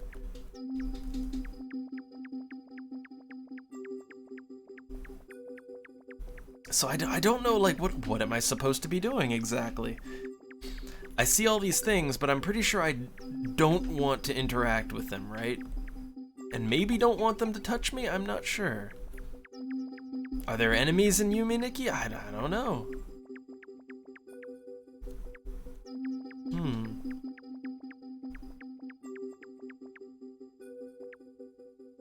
Yeah, I think if you showed someone who's never touched a game before, if you showed them this, like, yeah, that'd be the last time they touch a game. Which I will say this, like, you know how I've come to realize both with both movies and games, there's different levels, right? And I've come to kind of learn with both mediums, and I guess it's true with everything too. Like, I guess books are the same way too. Like, you know, you don't just throw someone in the deep end, right? You know, like you kind of start soft. That's what I'm realizing. And yeah, you wouldn't. Yeah, I think if this was someone's first game, they'd just never pick up a game ever again. I think I beat the world, maybe? I don't know. But I think for, like, when it comes to games, real quick, like, I feel like if you're introducing someone who has never ever picked up a game before to, you know, the medium of games, I feel like, I don't know, because I've never had this experience, but I feel like going with one of those, like, you know, interactive movie style games, like, you know, any Telltale game or David Cage game or something like that, I feel like those kinds of things would be a good place to start, right? I don't know, because I've never run into this situation before. But, like, someone who's just not used to games as a concept.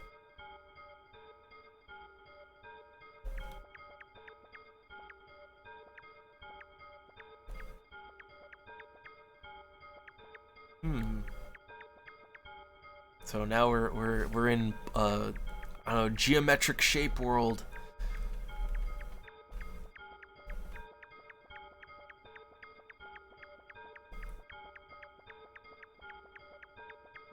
Huh.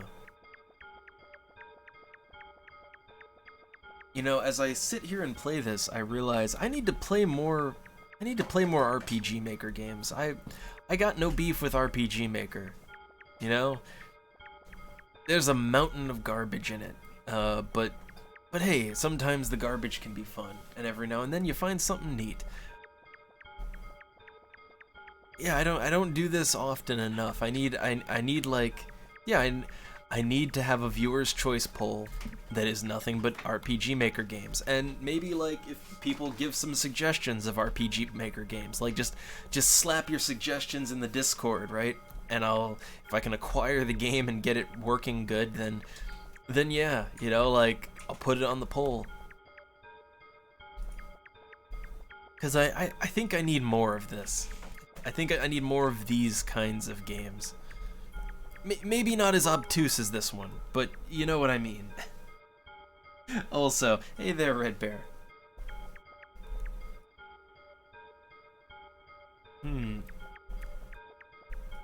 Mario the Music Box.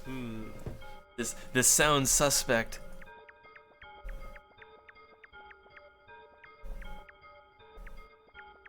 let's see if I played IB yet.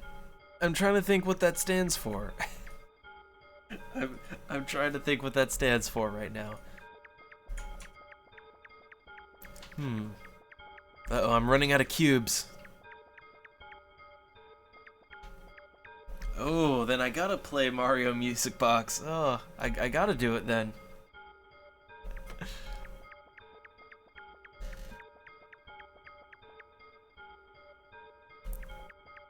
But I feel like if I'm gonna go down this weird RPG Maker rabbit hole, then I've gotta... I need like I need a Deceased Crab soundboard. I need some circus music, like just on tap. I don't know. I need some. I need some decor to make the to set the scene a little bit better, I think. And then okay, then I has not. I has not Red Bear. I have to grow out the beard too. And I just trimmed it back. I just trimmed the beard back before starting up the stream because I want to look presentable for, that whole wedding thing tomorrow. Yeah, tomorrow. But yeah, I gotta also I need to work on like I need to get my voice a little gruffer. Like when I've slept only like 3 hours, and I've maybe had I sleep 3 hours, wake up and have some wine, and get that gruffness in there. I start the stream up with like a good hearty hey, like that kind of. I can't do it. I can't do it right, but I gotta work on it, right?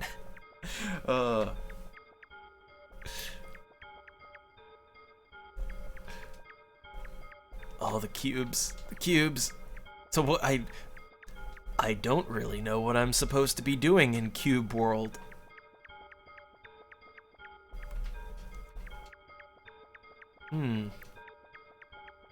I assume that like something is going to appear, like a building that I can go into or something, right? Like this looks like something I should be able to go into. This looks like a door frame. Is this really not a oh my god, is this just a long ass object that Yep. No, that was just nothing.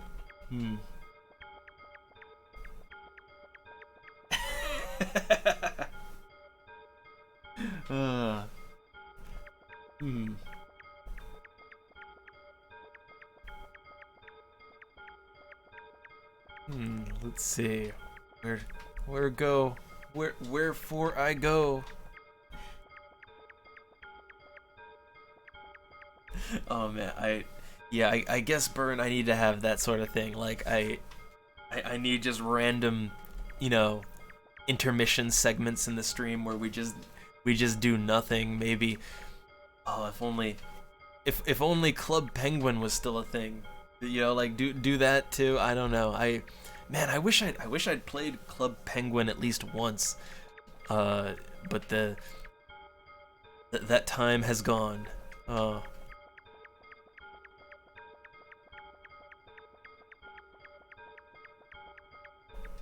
And Sito, I don't think I think I would be having a definite problem if I was going to be a Frau tomorrow. I think that would be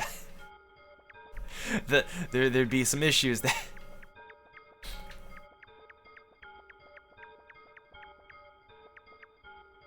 Let's see. So like I'm not finding anything I can interact with, and like I'm walking all over the place, but I don't see anything that looks like progress. So I think maybe I can't do anything here.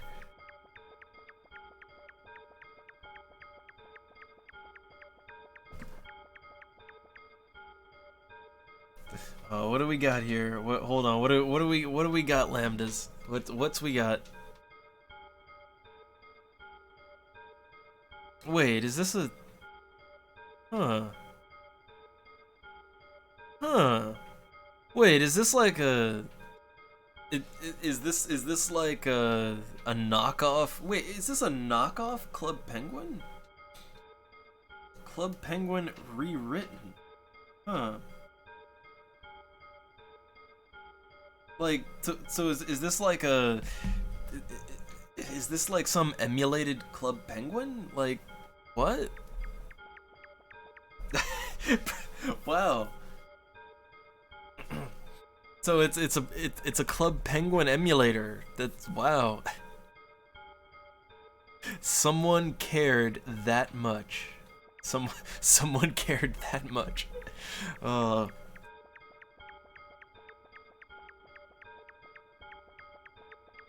Well, I guess good on them, and maybe I'll check out maybe I'll check out that Club Penguin emulator server, right?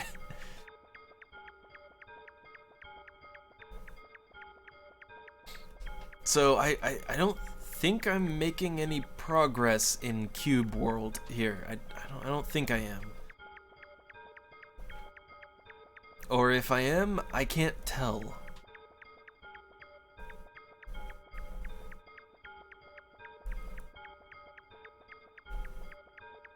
Okay, and then there's just the giant building again, which, I mean, doesn't it look like it should be something? Like, doesn't it seem like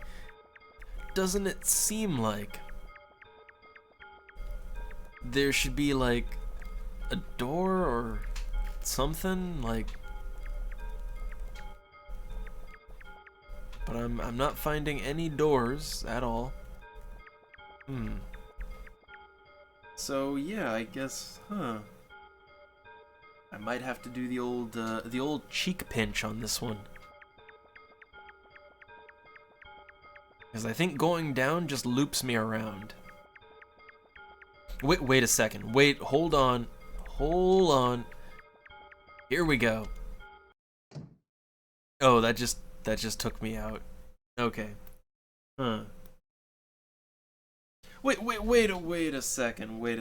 Lambda, there's a Sims Online emulator server? I never knew about that. Like, that's something I'd like to check out on the stream if that's fully operational. Huh. Wow. Like, do people actually play on it? Huh. Yeah, that's one I'd want to, like, I'd like to check that out on the stream. Like, yeah, I clicked the link. But, I mean, yeah, I saw the page, but, like, are there actually people playing Sims Online on the emulator server? Oh, wait, there's a link in the Discord. Oh, I can't get to that. I can't get to that right now. I'll check it later. I'll hit it up later. But I'm just like, oh, I'm so intrigued. I'm so intrigued. So let me try another door. What else we got? What awaits me? Huh. Well, we're back to abstract art land. That's where we are.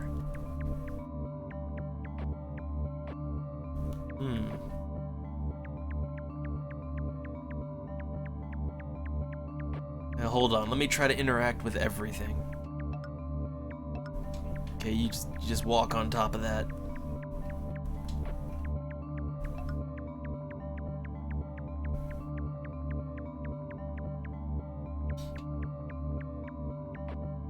And wait, what's the 2dworlds.com? Well, wait, I've used worlds.com. Like, I've used Worlds. You remember the stream? Although I gotta say, like, man, I still can't believe people still do Worlds.com.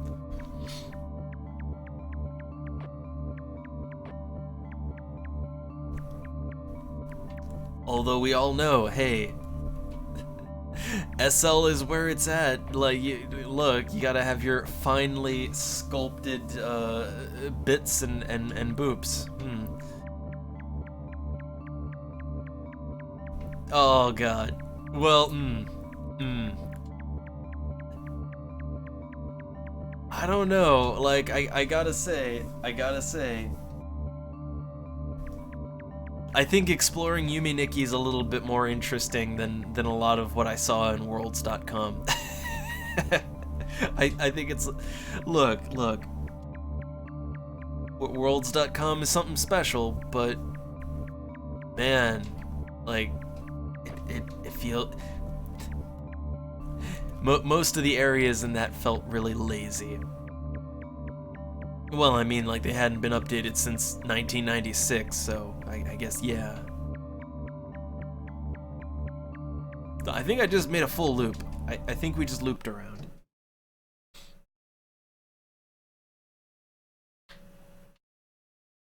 Oh no, Lambda.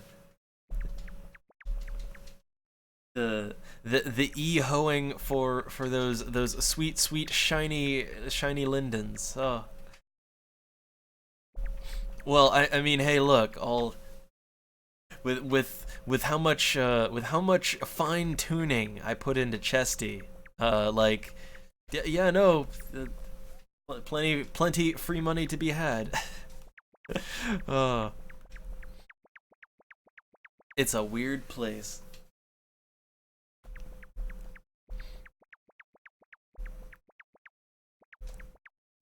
So, okay, did I go through the red door? I'm not sure which doors I've been in and which ones I have not.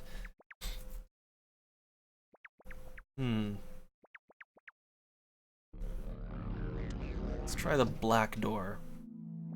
I can't see anything. I feel like maybe that's like, I need something, some kind of effect, right? Like, I need something so I can see. That's what I feel like. Okay, now we got Ice World. So I guess pick a direction and walk in it.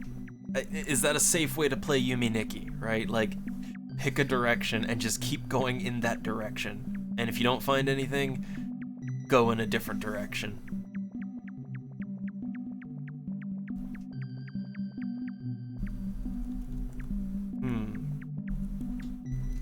Okay, they don't have anything. Can I? Oh, I can go in the igloo. Well, I can totally go in the igloo, but there's nothing in there. So I'm gonna go back and chart a course here.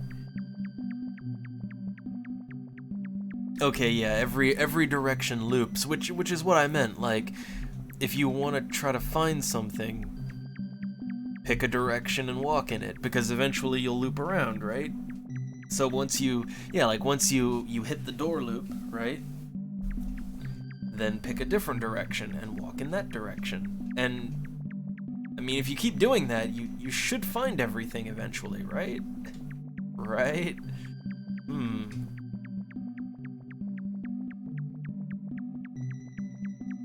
Oh, Sito, there's gonna be a Fable 4. I'm not sure if I should be excited or not. I'm sorry, like, I like the Fable games, I really do. I think Fable 2 was my favorite. I think it's been a while since I played any Fable game, but like, I really liked Fable 2. Fable 3 was okay. And of course the original, it was pretty rough, but you know, it was alright. But I do feel like, man, the games just got dumber and dumber as they went along. Like, I mean, they got oversimplified and way too easy. I mean, you can't die. Like, I'm trying to think if you could die in Fable 2.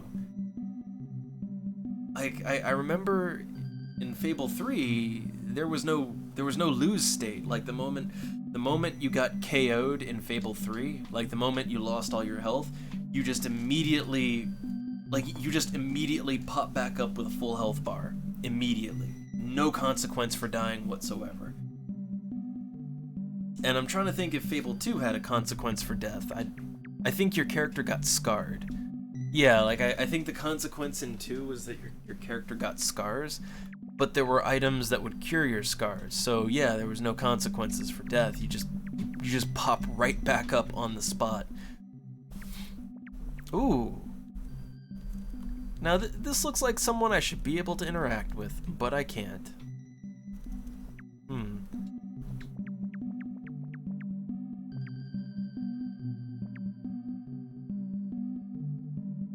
Ooh. Well, the idea of building your own towns and everything, that sounds cool. Because like there's really 2 ways you can go with a game like Fable. One way that you can go with it is to make it more of a, I don't know, like make it more of a story-based light RPG. And then the other way you could take it is make it more of a simulation, right? So it sounds like it's gonna be more on the simulation end. Because I think that's what people wanted more of, right? I just know that's what I wanted more of. Like, what really disappointed me with Fable, with all of the Fable games, is they promised so many things, right? Like, Peter Molyneux, he can't keep his mouth shut, and he promised so many things, like, you know, every tree is gonna be simulated, every blade of grass, every leaf on the tree is gonna be simulated, and you know, an acorn will fall off the tree and grow a new tree, and you know, there'll be like generations of NPCs and you know, like seasons and all the crazy shit, right? None of it came in. None of it was in the game. But like simulation type stuff, right? And yeah, like I'd like more of that. So there's a bed. I can get in bed.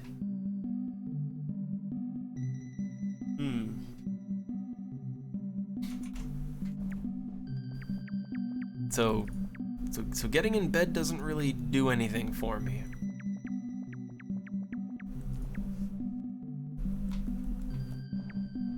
Huh.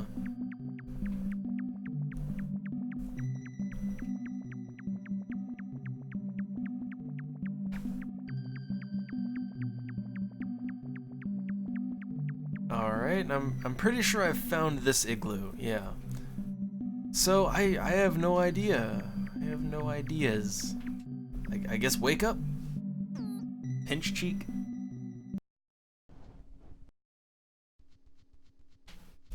So far my expeditions into the dream world are rather unfruitful. So we're back to night again.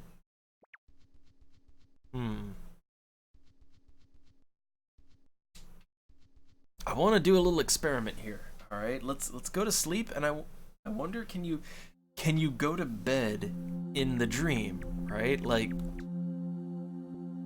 what happens if I go to bed while in the dream? Oh, this happens. Huh.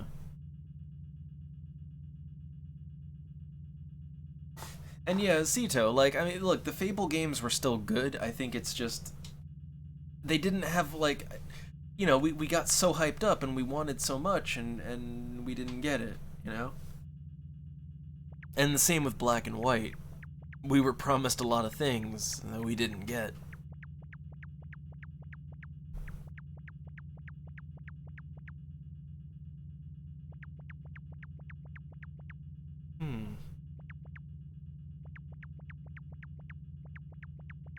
Yeah, are we in a dream within a dream now?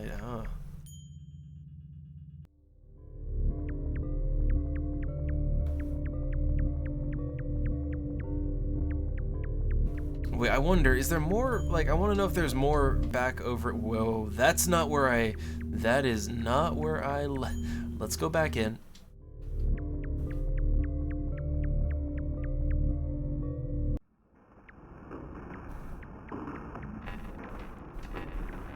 Huh. Wait, are we, like, wait, so we went, like, down a long stairway, then down an elevator, then down another stairway, and now, are we supposed to be, like, outside the apartment building now? But in the dream? Within a dream?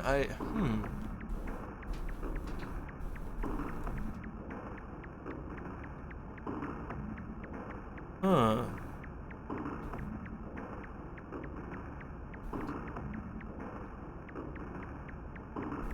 But yeah, Sito, like I'll have to look into this. Ooh, what is over here?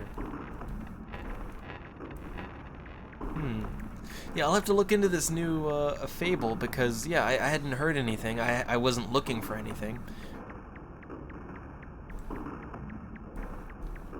But yeah, I got, you know, see what it's all about.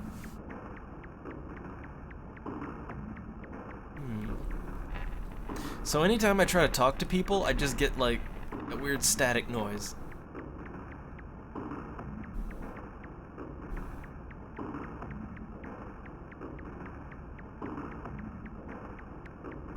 And this area seems to have more clearly defined borders than the other. Like than the other areas that we've been in so far. It's a little harder to get around here.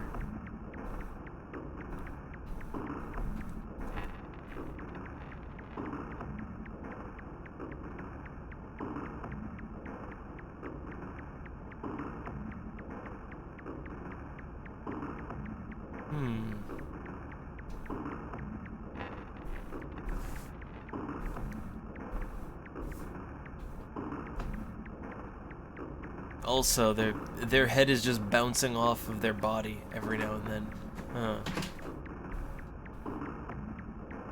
So I think I'm trying to like where go, what do? I don't know. Oh, Lambda, that's bad. No, get out with that. I don't know. Look, whatever may come, I'm always cautiously optimistic when I hear that, you know, a game series that I really like, or that I may have liked some entries of, and you know, they've had problems, right? Like, I'm always cautiously optimistic when a new one is announced, because it's like, oh, yay.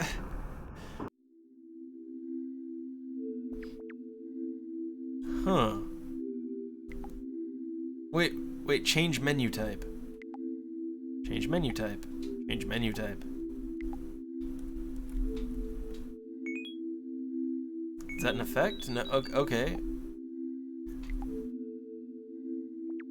Alright, well, apparently I can change my menu, at that character. Huh. When am I gonna get an effect?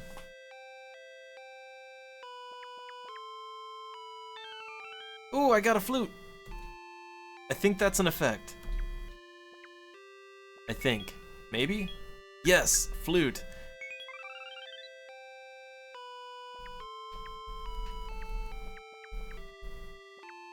So I'm brandishing a flute now.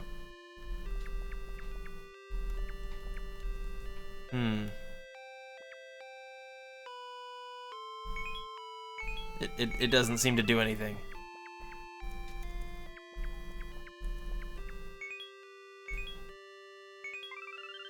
So yeah, what do I do with the flute?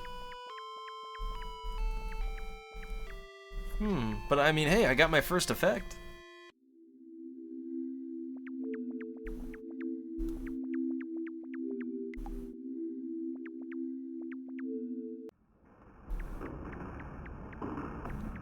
I'm also not sure how to use the effect. Like, neither the enter or 5 key does anything.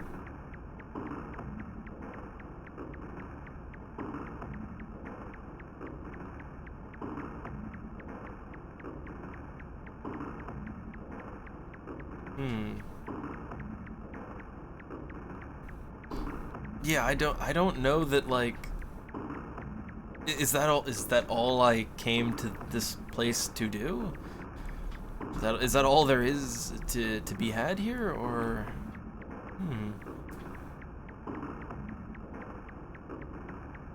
Oh wait, there's another door.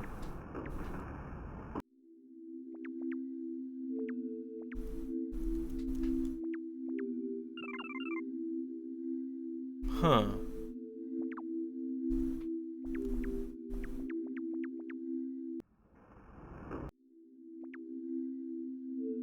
So wait, when I talk to that thing, like it just like it's like a big bucket that just empties itself.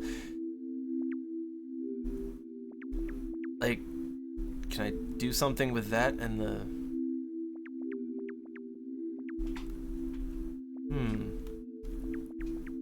Huh. I feel like there has to be something between that thing and the chair, right?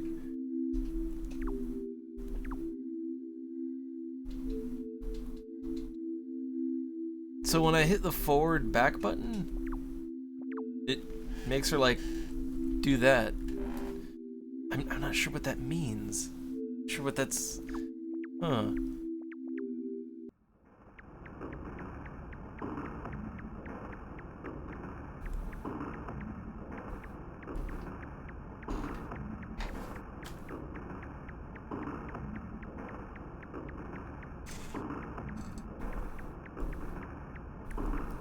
I have to say it's a confusing game, but I am fascinated. Oh hey, here's the exit. It's where we came out of. So wait. Like when I accidentally went backwards, it was different. I wonder. Like, is there something to be seen out here, or other than whatever that is in the background? Let's mosey around and have a look. Oh, here we go.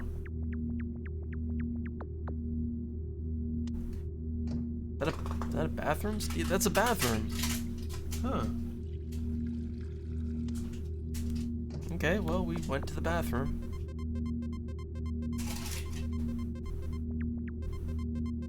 I don't know if I should be walking on the thing or not. I don't know that it matters.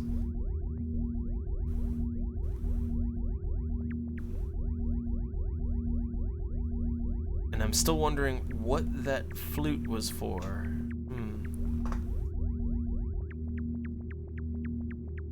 Okay, what's all this now, other than looking like weird broken graphics? Other than that,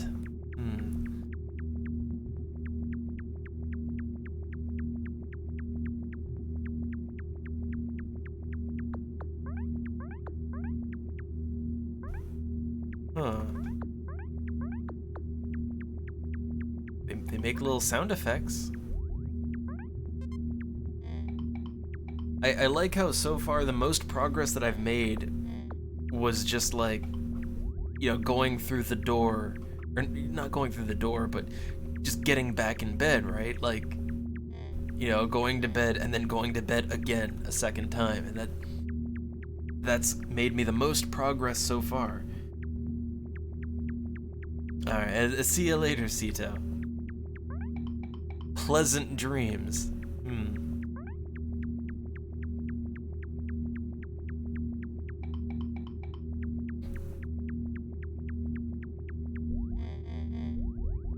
So yeah, I'm not sure where I should be going here.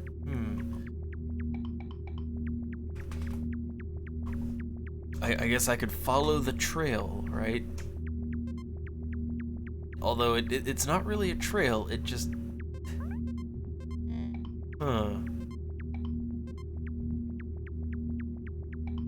This looks like a face. This looks like a giant face that we're climbing around on.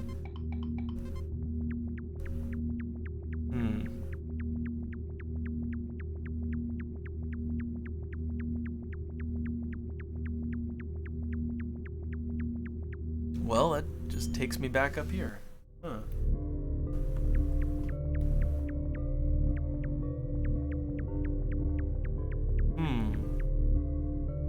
Maybe let's pinch that cheek.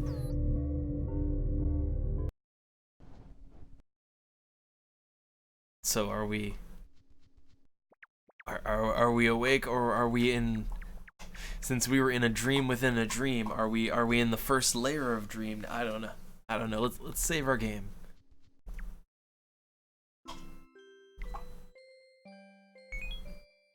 So I found one effect. I found the flute. All right. So I think I made progress. Is progress a thing that you can make in Yume Nikki? I don't know. Is there a beginning, middle, and end? I have no idea. Either way, we've got more than one game to play tonight, and I spent way longer on Yume Nikki than I thought I would. So we're gonna shorten Shogun a little bit, alright? Just like mess around with it and get the basics. But yeah, let's move on to Shogun, alright? We'll have to come back to this another stream. Again, we'll have to make the RPG Maker garbage poll. We're gonna have to do that. So for now, closing out a Yume Nikki. Alright, and let me get Total War Shogun 2. Let me get that booted up. This one might take a little while. It booted up really slow when I test ran it earlier.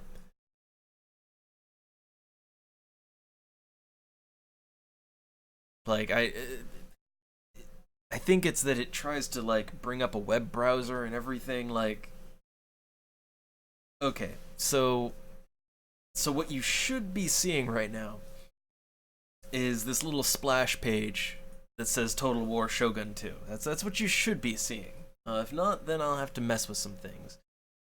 But I think the reason this game boots so slow, because for a long time when I test ran it, I thought it was frozen here, right? Like I thought the game had locked up.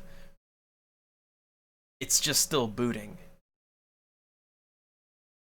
And this is I'm trying to think of any other games that I've seen where like they've had Adobe Flash Player and Bink Video. Bink Video is actually not that uncommon in games that have, you know, cutscenes. But Adobe Flash Player is not that's not something I see on the splash page of games too often, right? Like what game uses Adobe Flash? Total War Shogun 2 does. That would be what. So I don't really have much experience with the Total War franchise. You know, while we're here we go. Here we go. Yes, it takes a while. Alright, yeah, see, I think why it takes so long is, look, it has this, like, latest news and reviews. Which, I guess it takes a while, because this isn't it's not a new game. It's not. So I guess maybe it takes it a little bit to, you know, to figure out what the hell it wants to connect to. Alright, but yeah, the only Total War game that I've ever played is Warhammer 2. Yeah, like Total War Warhammer 2. That's the only one I've ever played. And it was complicated and I didn't really understand what I was doing, but it was fun because, you know, it's got all kinds of weird fantasy nonsense. So I don't know. I don't know about this one. But let's go ahead and I guess start up a new campaign, Shogun 2.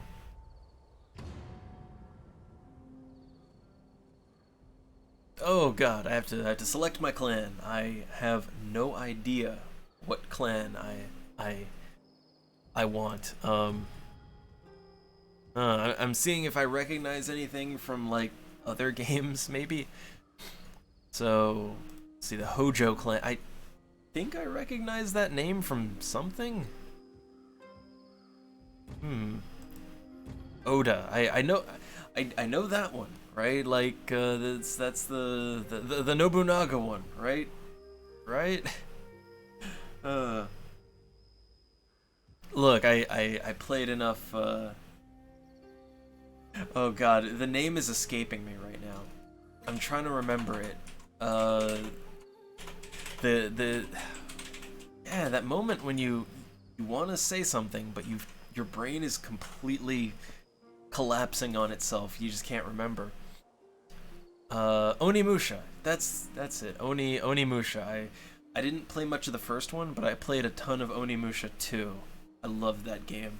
And yeah, I think this clan came up a lot in that. Let's see, Date, Takeda. I like their different styles. That seems neat. Tokugawa. Like these are the only like all the other ones have like these samurai type helmets, right? But these like they don't have the samurai type helmet. They've got like the weird monk thing going on. Masters of Prayer. I don't know. I like the look of their units, I guess. Reduced recruitment cost and upkeep for warrior monks. Increased trade income. Can recruit superior warrior monks. 2% to the success chance of monk actions.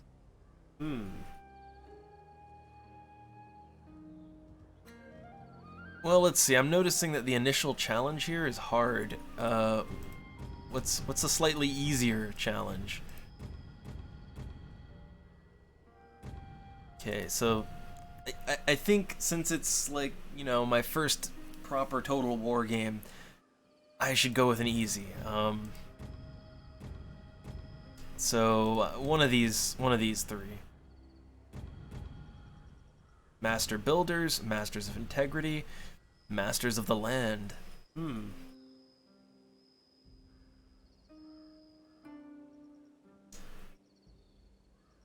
So they have increased income from farms, can recruit bow infantry, master builders, castles are cheaper to build and repair, reduced recruitment cost, can recruit superior siege units. Masters of Integrity, increased loyalty for all generals. I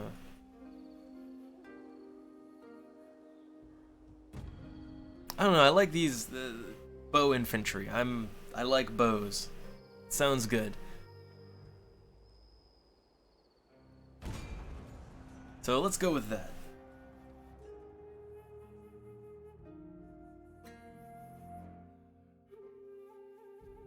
Oh, getting into a strategy game you know nothing about. Always fun.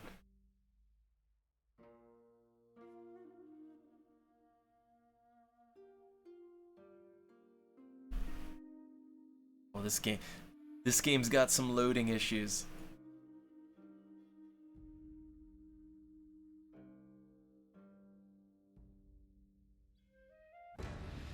Oh, here we go. 1545. This is Sengoku Jidai, the age of the country at war.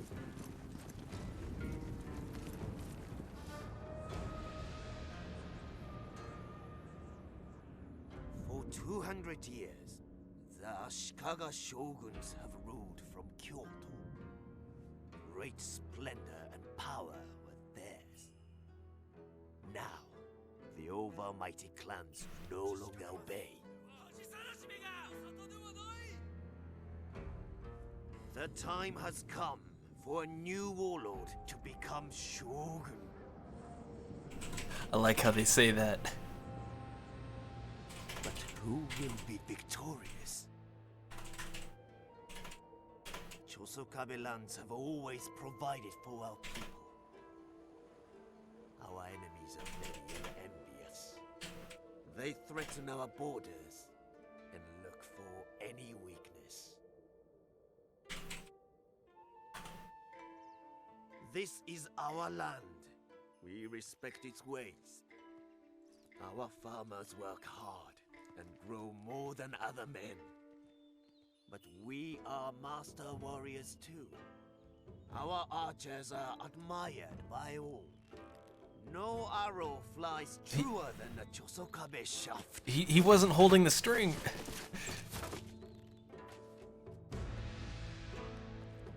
Bishamonte, the war god has woken. Now is the time to defeat our enemies. All will bow to the Chosokabe clan. We wait no longer. Destiny calls.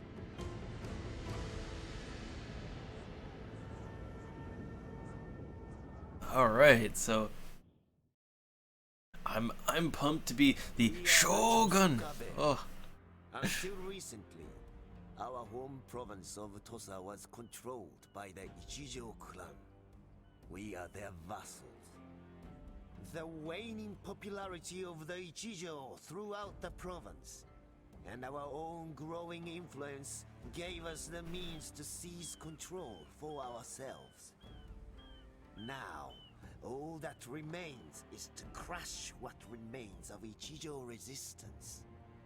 Once this is done, nothing will prevent the conquest of Shikoku. Our rivals, the Kono, have their eyes on the same prize.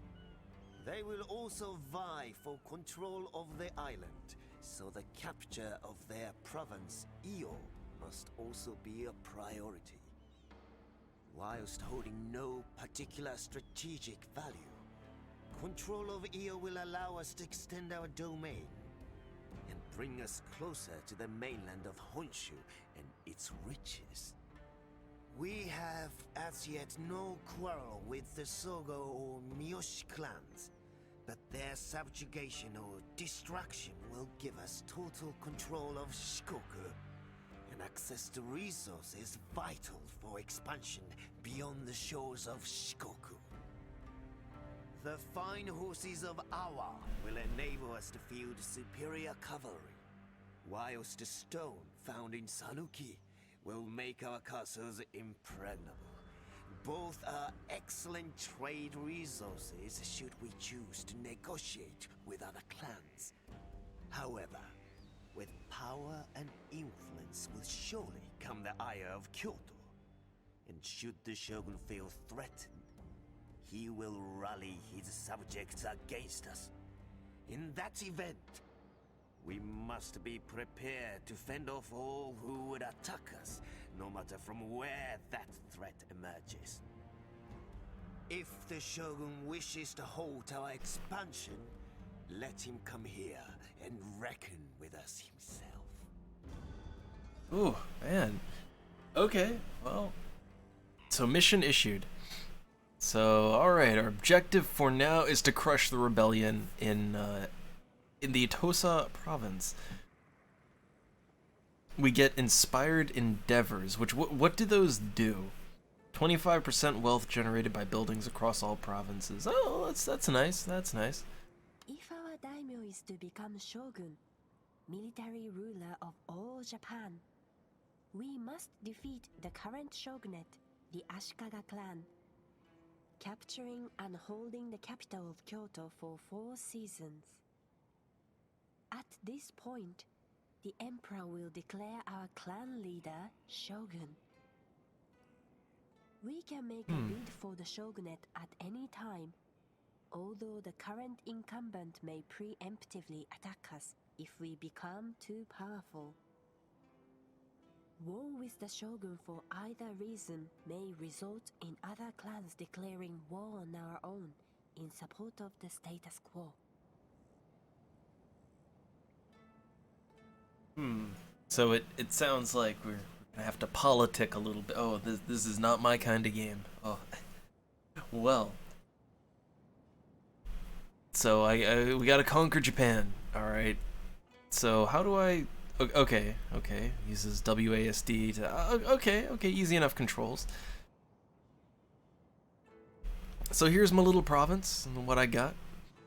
Also, is this game turn-based? Are we going on? Yeah, we're going on turns. Okay, good. So I have time to think. Azul. Send more geisha. Oh. So I kind of like how this map works, right? Like, so areas that I know, they look normal, but areas that I don't know are just like, they're just like drawn on map, right? And how it transitions is weird, but I like it.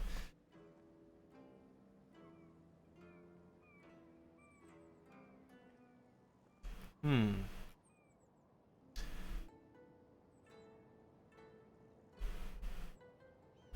Okay, so this province up here, Io, we gotta conquer it. So I have what? I have Tosa. I got a lumber camp. And is okay, that's not mine, right? That's a different clan. Okay. So I gotta think. Well, how do I conquer everything?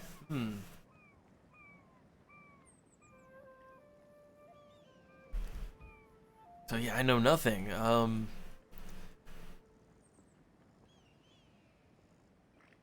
Well, let's see. I have an army. Right click to move our army to any part of the highlighted area. We can attack by right-clicking on the rival's army or castle town. Alright, so I have... The friendly army by moving to the same spot. Board a fleet at a coast by right-clicking to move on to it. Alright, well at least they're tutorialing us. So it looks like in this army over here, we've got 120 bows, 150, looks like they use spears, and then 120 samurai. This panel shows you information about a general working for our clan. His name, age. As generals within the clan acquire experience points, there will be the opportunity to select useful skills from the skill tree. The tree, a character's retainers, consists of the objects, assistants, so many things to learn. That great men accumulate during their careers. Characters will from time to time increase their retainers by choosing from a pool of available items and people, the presence of which will affect their abilities. Alright, well, I'm confused immediately.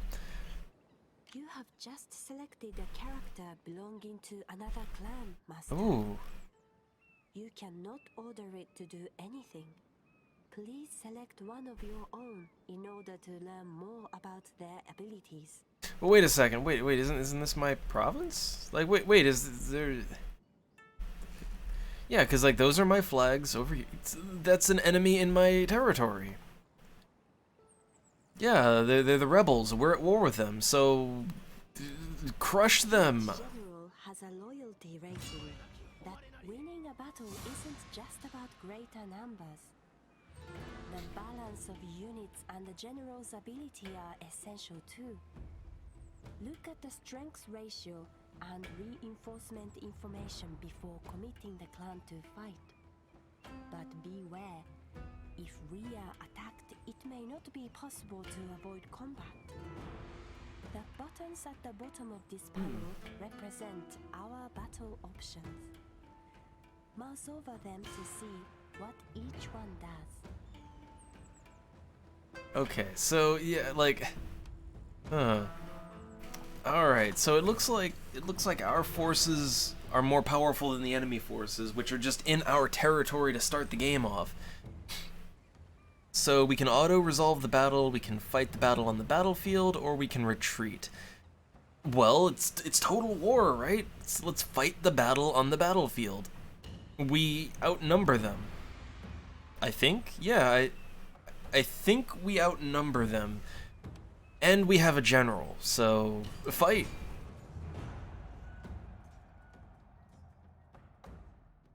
I gotta take over Japan here.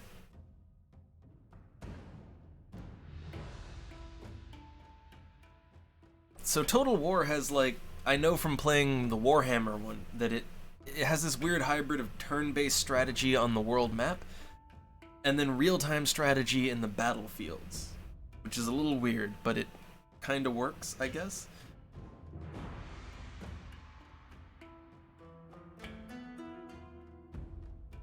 I usually don't like that sort of thing in my 4X strategy games because the real-time battles kind of slow everything down, you know?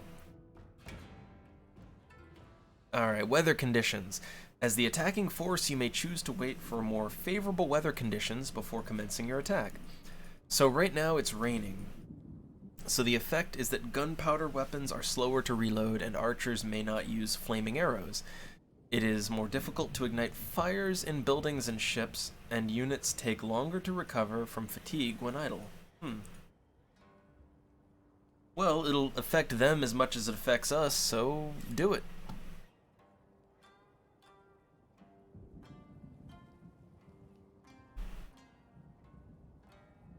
Okay, so the battle has not started yet. We can look everything over and see what we want to do.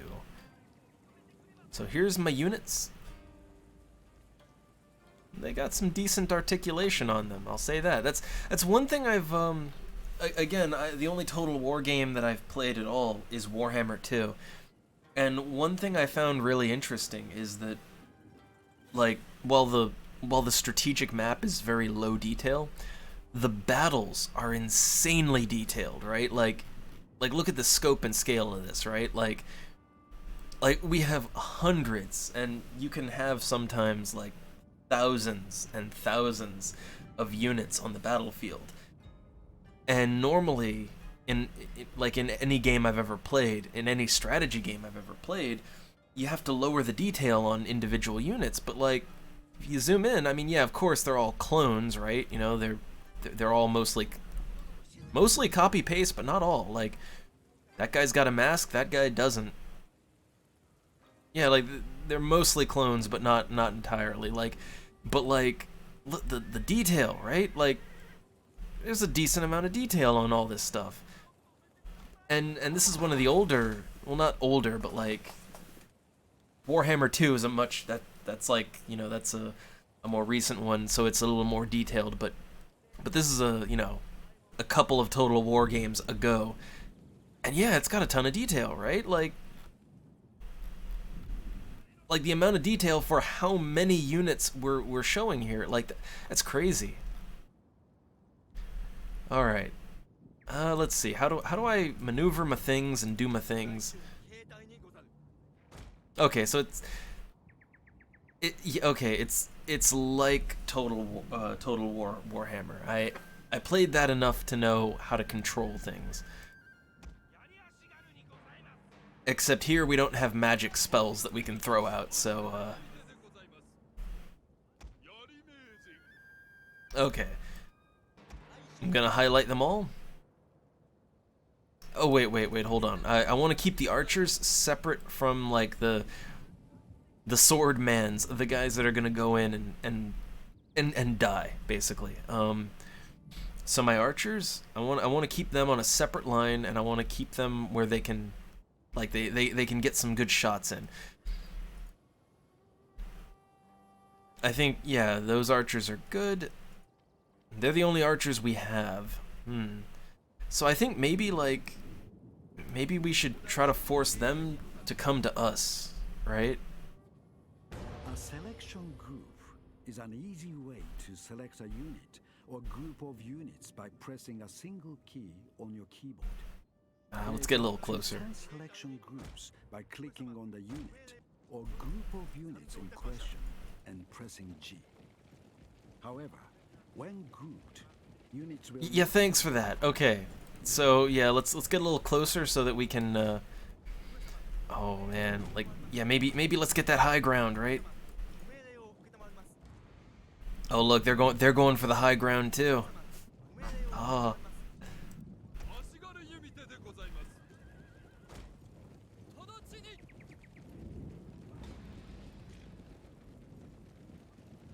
Okay, so I want a line of archers.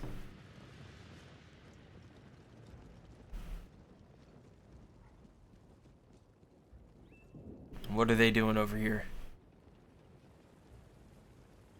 It seems like they have a similar strategy in mind.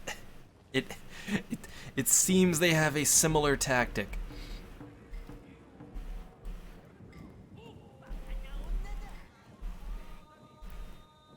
Yeah, their tactic is also to just park the archers on a hill and wait for the other. Huh. See, I'm not used to this. I'm used to, in strategy games, the enemy just, you know, just barrel straight for you like a horde of zombies, right? Like, that's what I'm used to. But I'm waiting for them to come into my bow range, and they're waiting for us to come into their bow range.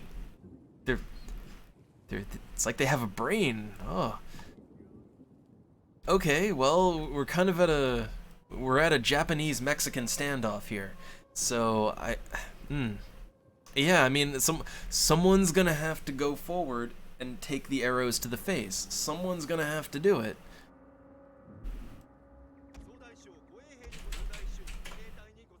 Okay, I got them all selected.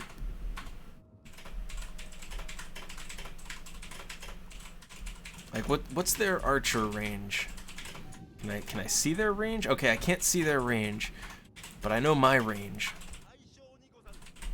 And my range is pretty fucking good, so if my range is that good and we're on a hill, they're on a bigger hill, so their range is better.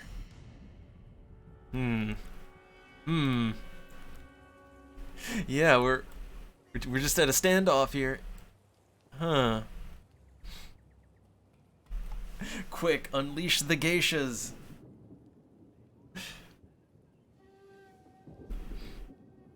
Alright, well, I gotta move my bow guy. Like, if my bow guys get in range to shoot their bows, fuck it. Look, someone's got to attack, so we might as well. Let's do it.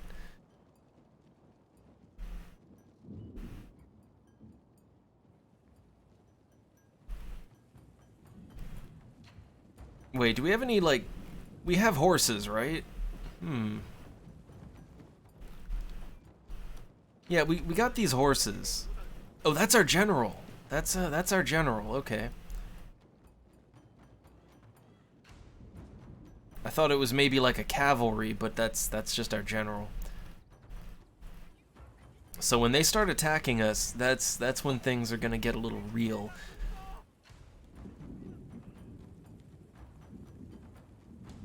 I think maybe just like having the general rush in. I don't know.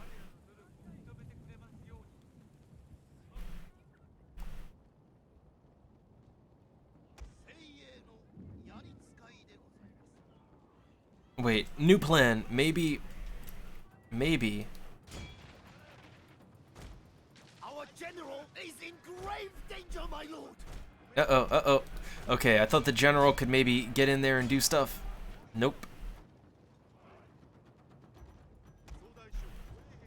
Okay, we're doing it.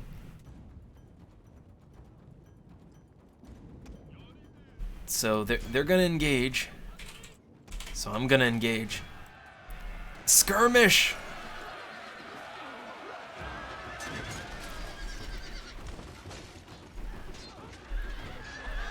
I think I'm gonna lose this fight.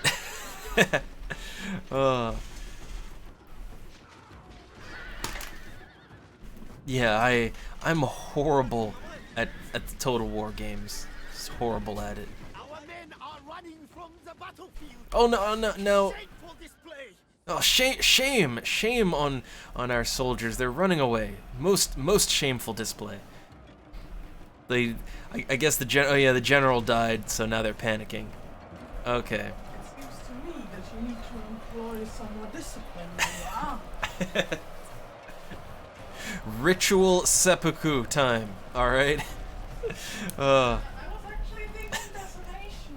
You know, when someone disobeyed, they lined up all the soldiers, and every 10th was just Our men are unceremoniously running from the killed. The Romans did that.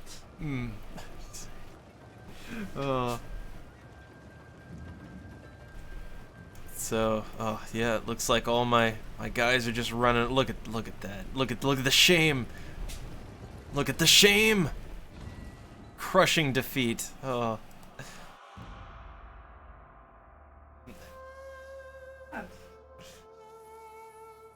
So I gotta say, like, they started the game off with enemies in my borders, and I'm like, well, I guess we have to fight the enemies in my borders, but Well, yeah, that didn't go so All well. statistics are displayed here, along with a breakdown of the condition of each surviving ship or unit.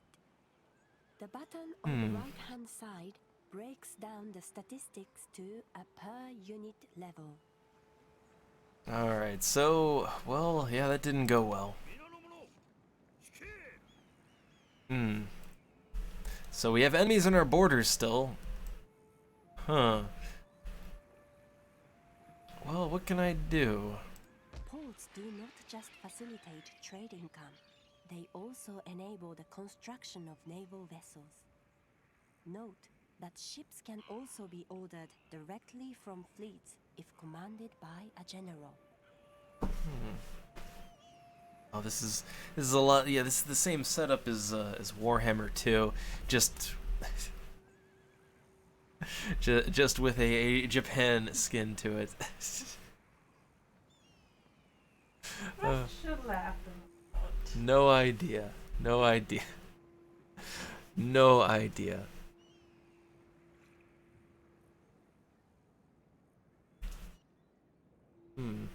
So let's see. I don't know.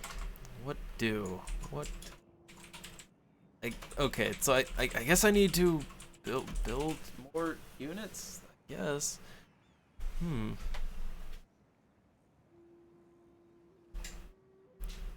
Let's see. Where do I build more units? Supply food and Recruitment. Agents are recruited directly from a province via the recruitment tab on the review panel.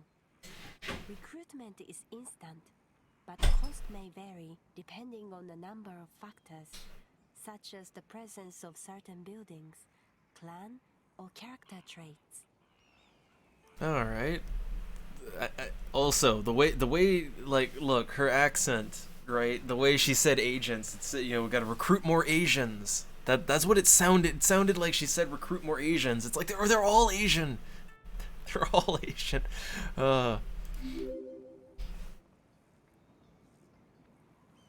Also, thanks, Blackpool or the Dragon. I'm just not knowing how to play a Total War game. All right, so recruit. We lost our general. I think the rest of the units. I think the rest of them are still alive. They just have to regenerate their numbers. Yeah, like In addition okay. to skills gained through experience, characters within the clan will develop personality traits that affect their abilities. Some traits are present from the beginning, others are acquired as a character progresses through the campaign. Okay, so yeah, they're replenishing, but it's gonna take a while. Buildings that have been damaged. Yes, yeah, I can figure that out. Okay, recruitment. So I need more. Need more guys.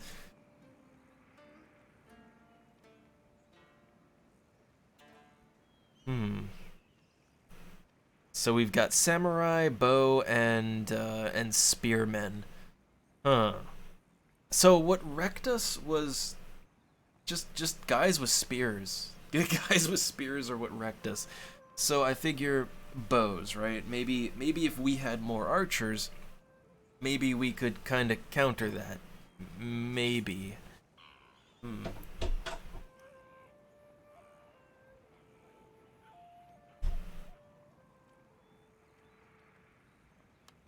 So yeah, I guess more bows and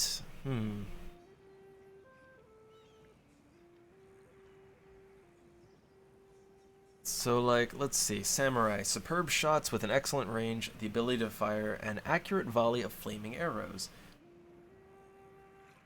Oh, wait, those are both bow guys. Ah. Huh. Well, then I want more spearmen, more bowmen, and yeah, that's what I want. That's what I want. Upgrading the road system within the province will increase its trade capability. Better quality roads also increase the line of sight from All right. the road. So yeah, what do I want to do? So we can upgrade buildings. How much money do I have? Okay, we have a decent amount.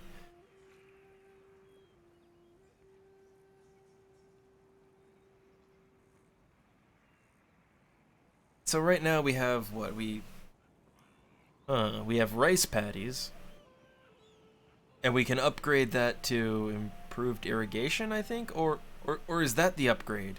Farms and other agricultural buildings increase both income and food supplies across all your provinces. Okay, so these are things we already have, I think. Yeah.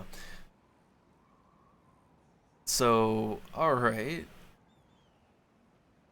So if we improved this, plus 1,237 to wealth from farms in this province, and provides 2 food. Well, that sounds like something we want, yes? Coastal village. Huh. I don't think we need that just yet. Lumber camp. Okay, I think that's about all I can do, like right now. So yeah, I guess that's all I can do. End turn.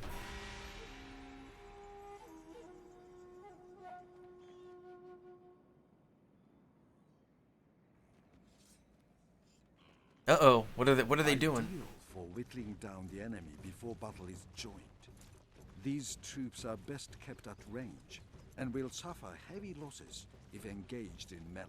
Yeah, that's how archers work. Yari Ashigaru provide excellent defense against enemy cavalry charges, but their tight formations leave them vulnerable to missile troops and skilled infantry units. Wait, enemy raid. The enemy raided our possessions. Any damaged buildings must be repaired if the flow of income is to be maintained. Oh, they ruined our farms. Wait, master the following art, way of the bow. Huh. So yeah, they wrecked our building that I was trying to upgrade at that. Oh.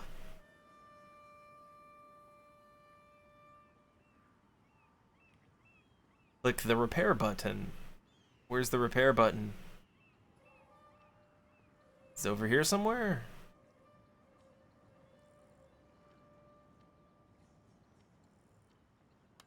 Ah, okay. So, alright, yeah, we have to repair it because they've burned our farm to the ground. But, my soldier recruitment. Darkness becomes too great, the peasants will riot. Oh no, the peasants are revolting. Factors which may cause a riot are low daimyo honor, food shortages, taxation, the presence of rampaging enemy armies in the province, and religious unrest. Oh god, man, it really ruined everything to lose that first fight. Oh.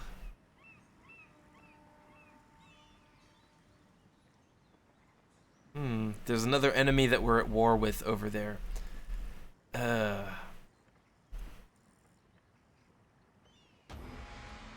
Well, let's end turn again. All I can really do is build my units. Repair my burning farm.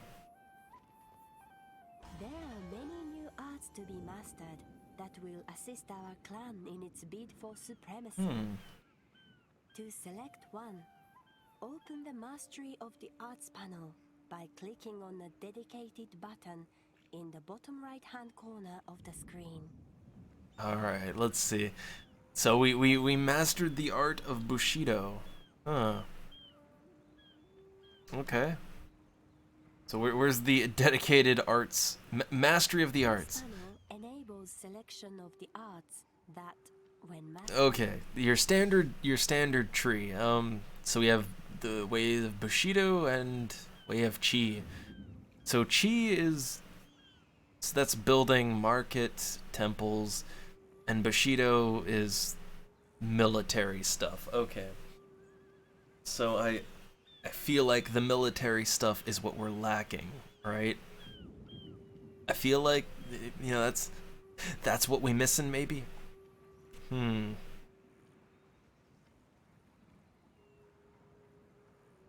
firebomb throwers. That sounds fun.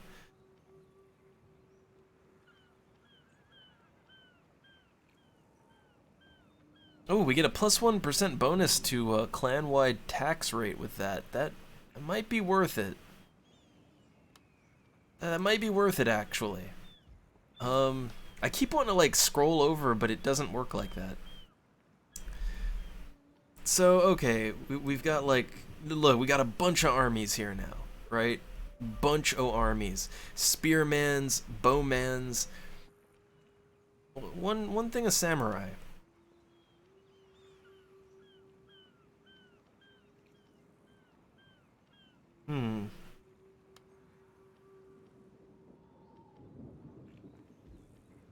So I think, like, maybe can I split off some of my guys? All armies and fleets have a zone of control, represented by the circle displayed around them. Okay, zone of control. Good to know. So let's split some of these guys off. There are 3 ways to move an army from a castle town. Yeah, thank you. Tutorials! Tutorials! Oh. As a unit fights and survives battle. Wow, it's never ending. When defending territory, attrition is the loss of men. Our armies cannot. Like, wait, is there just a different tutorial every time I click? Okay, now they're done. Like, I did the same thing like 10 times and it was a new tutorial every time. Okay, so I've got 3 spearmans, 2 bowmans. I think we should keep making spear and bowmans.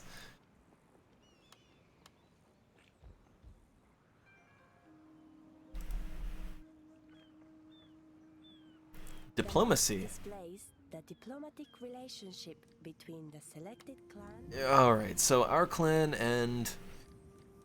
So there's one hostile, one indifferent, and one friendly.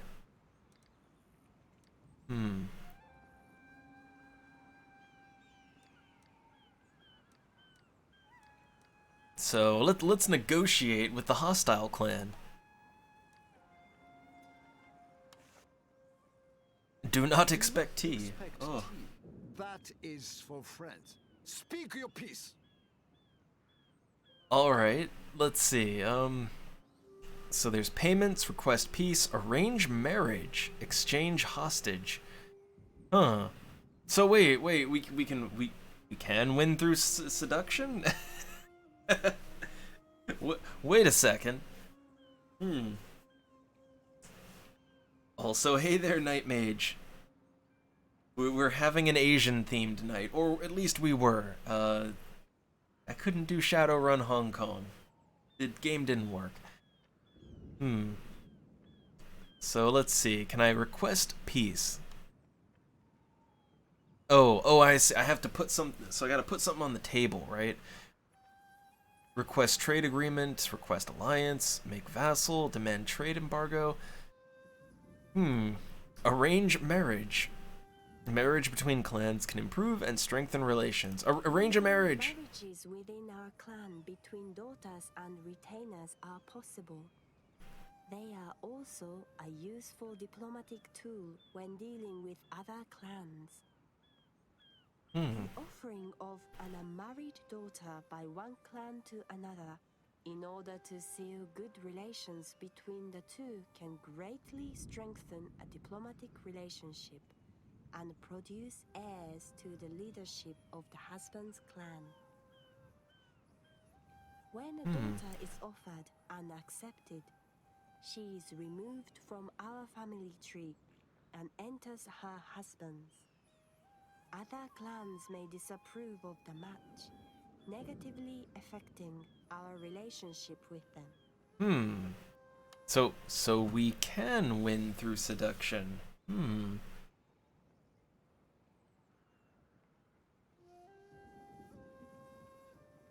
Well, Night Mage, I do have to play Persona 5 sometime, right? Like, we've got 2 PS4s just sitting around, and no Persona 5 on any of them. So yeah, maybe I need to do that.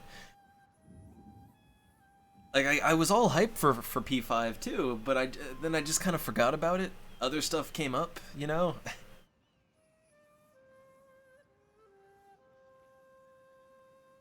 Alright, let's see. So, we can offer daughters, but we can't demand I cannot demand a wife.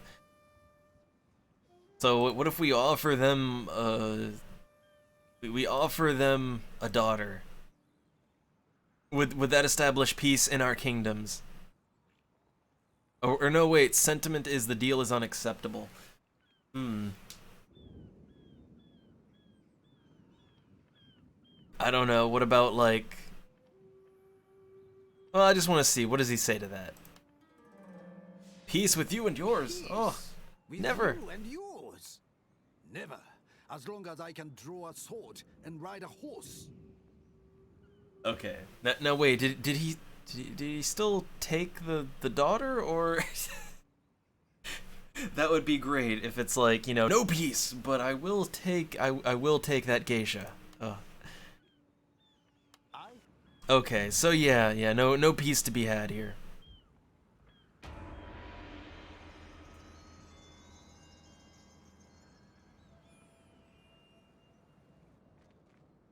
When viewing user interface panels, you will notice a question mark button in the top right-hand corners. This is Okay. All the and wait a second, Night Mage. There's like an expanded edition of P5 now? Like already, or man, I'm out of the loop. Which I never played P4 Golden, you know? I know that's like the kind of the definitive version of P4. I never played it. I only played the original. Like, I think there was an expanded P3 as well, and I never did that either.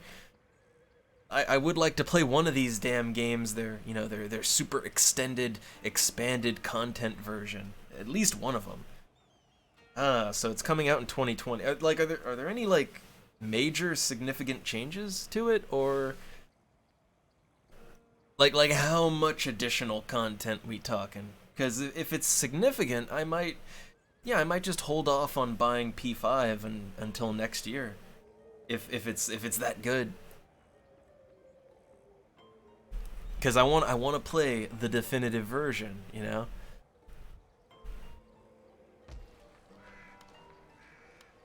All right, we got some more armies here. I'm trying to field up another army so I can, you know, I can try and go forth and conquer.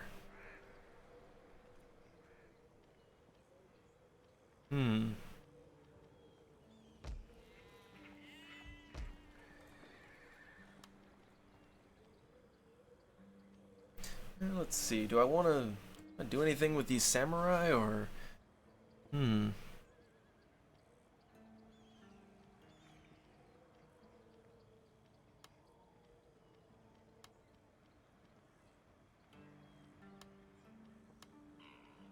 Alright, just gonna keep on recruiting.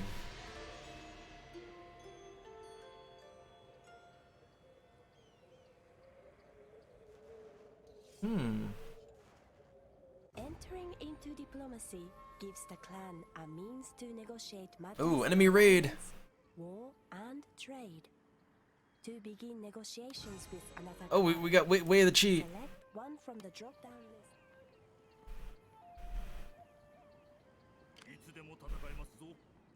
So yeah, well, I mean, that does sound pretty significant, I will say. Then yeah, I guess I'll just wait until, you know, I'll wait until 2020 then, to get my copy of P5. I'm not in any hurry. I'm not in any particular hurry. So, but also I didn't see, like, we got raided from somewhere, but where? Or wait, is it like still being raided? 'Cause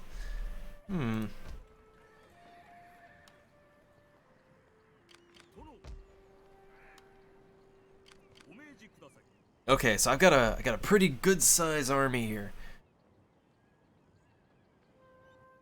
So yeah, where are the raids coming from? You have selected a target outside the highlighted. Yeah, I'm gonna go on the offensive now.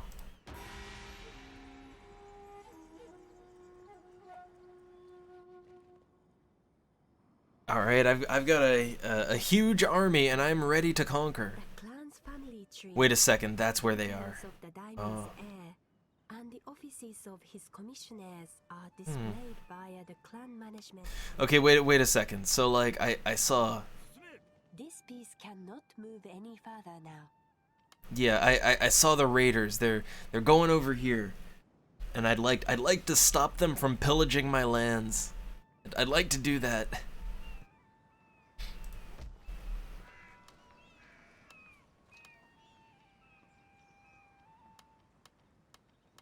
Okay, just yeah, more and more units. Okay, let's take a look. We got finances, clan management. Clan management panel gathers together the essential statistics and information used to manage our clan's hierarchy. And yeah, I will look into it, Night Mage, after the stream. There's a couple of things I need to look into after the stream today. So many things brought to my attention. Let's see. I guess I've just been I've just been so distracted playing the new Final Fantasy XIV expansion. Oh god, there's other games to play. Oh. All right, let's see. Oh god, what is this menu? So we can see our clan's religion, stronghold, our diplomacy, victory conditions, family and council. Family and Council tab displays information about members of the daimyo's family. Use this. Okay, so hold on. We've got. Okay, so here's the daimyo and his wife. Their character summary is that they're a family member and they're 39 years old. And apparently they've had one son. We can make them an heir. Huh. So he's already declared as the heir. Alright. And then we've got the one female member of the clan here. And they don't get an option to be a female daimyo. Oh, what? Just slap. What? Woman! What are you thinking? No. Alright. So yeah, we can only marry them off. And we have no generals because I got my one general killed. Alright. So I guess, yeah, continue. Get to those raiders.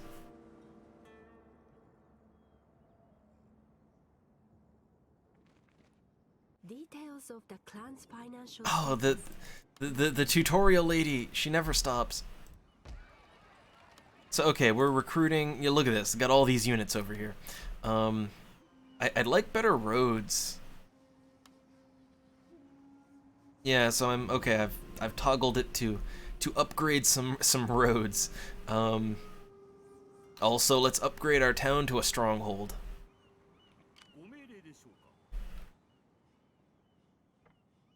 Like they're trying to sack our lumber mill over there. And they're gonna do it because I can't get there quick enough. But I'm gonna try to put an end to that.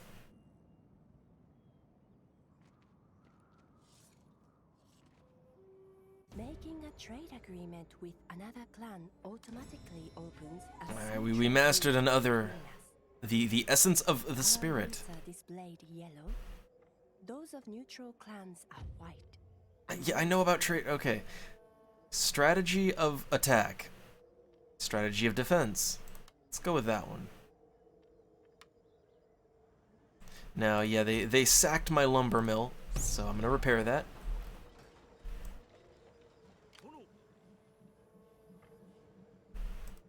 And I think we're gonna run into the raiders at some point. I think. Here we go. Large army or fleet spread over 2 or more unit stacks may not be able to fight as a single. Hold on 1 second, guys. 1 second.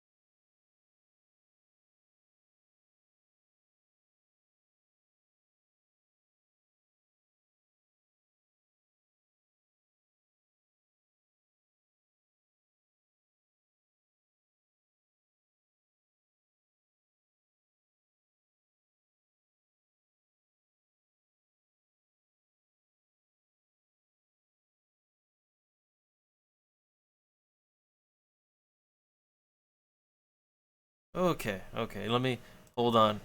Okay, good, it didn't crash. Good, it didn't crash. Just had to do something real quick. Oh,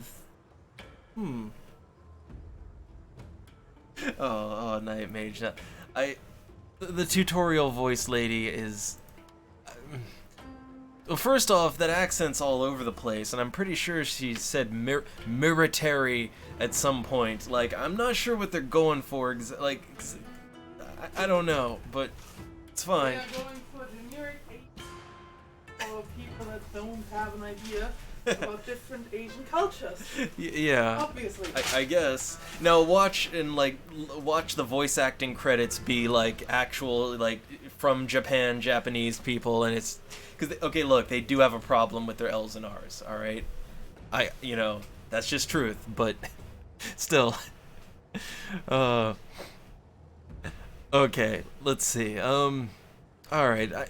So it looks like It says ambush. Now, does that mean they're ambushing us or that we're ambushing them? I'm not sure.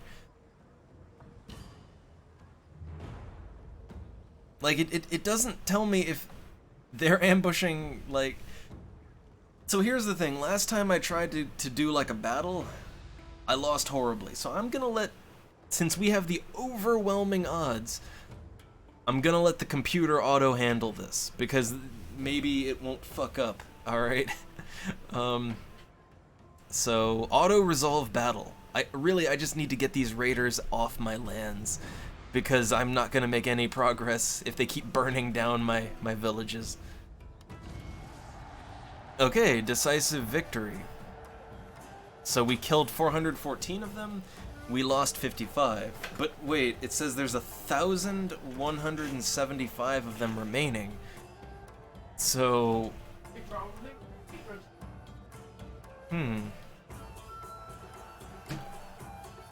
Wait a second. Oh no, wait, that's us. Okay, oh, that's how many of us there are left. And then they had 414 deployed and they lost 414. Okay, I see. It was a little confusing how it was displayed. Okay, so yay, the raiders are gone. Fit for command. Oh, one of our valiant warriors has proved his mettle in securing the victory for the clan. So, I think this is... Yeah, we can promote him up. Okay. So an army needs leadership. Okay, takes 1,000. Promote. Ports, farms, and specialty buildings are positioned away from the castle town. So Okay. strategic planning. They want us to capture a province. In order to adequately defend our assets.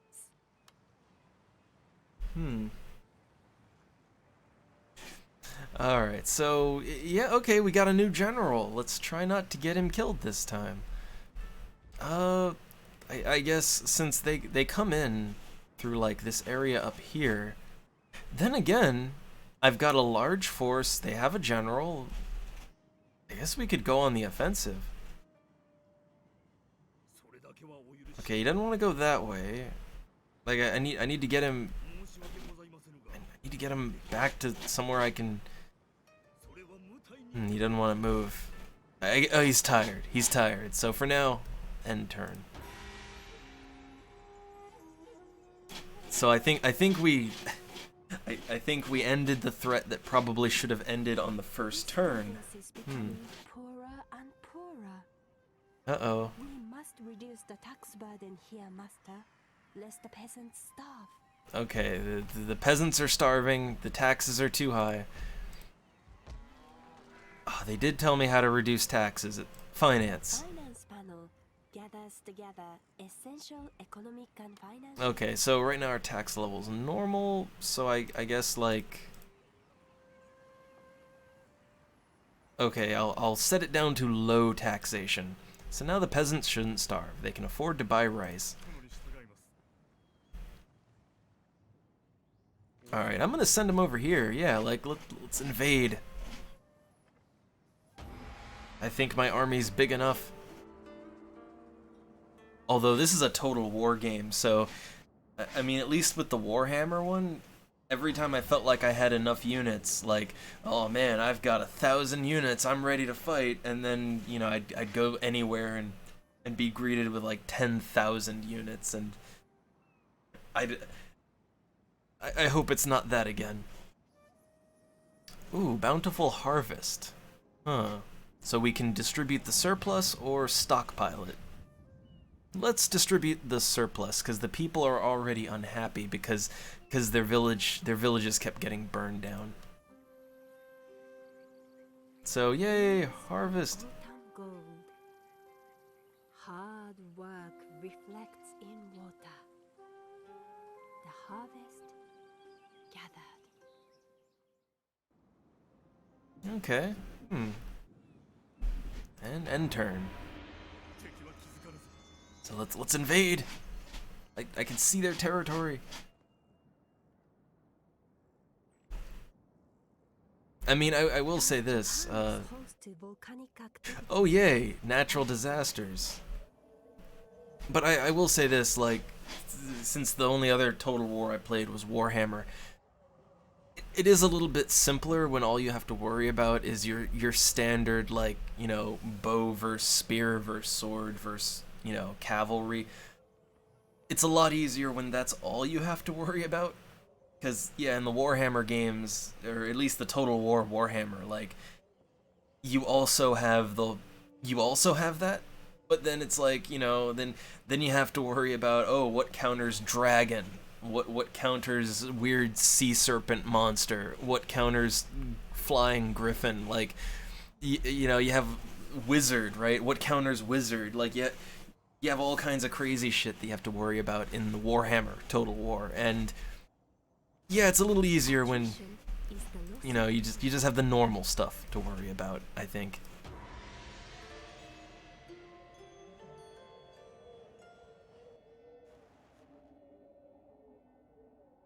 But yeah, I do feel like in Total War, I just always outnumbered. Like the NPCs just always have more units, and I don't know. It's like I'm pumping out units constantly. I don't know how to beat their numbers, you know.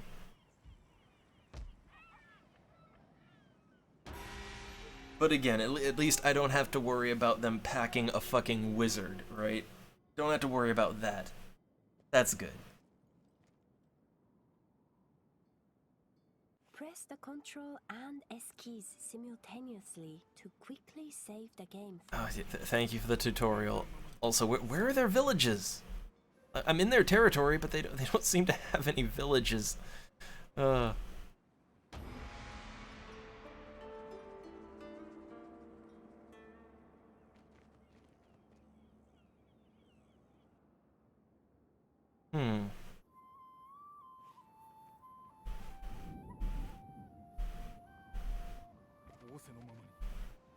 Okay, I think we're gonna come up on a village here.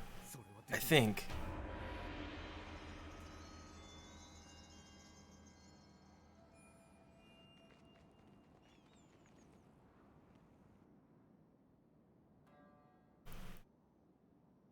Master, our large empire has many provinces to administer, and there is Insufficient taxes. Well, you told me to cut the taxes back, so now I gotta tax the peasants till they die. Thanks.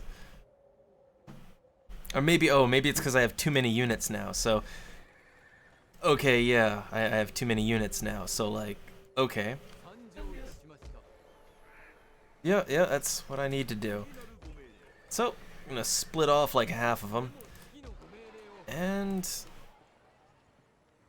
see, I want to have a good distribution of ranged and spearmans. There we go. Maybe one of them will become a general, if they live long enough. Okay, that's a decent sized force, and we'll send them to, like, we're kind of flanking here. Okay, so I'm just gonna, yeah, I'm gonna park that guy right in front of their castle. I'm just gonna park him in front of that castle. Alright. Imminent bankruptcy. Huh.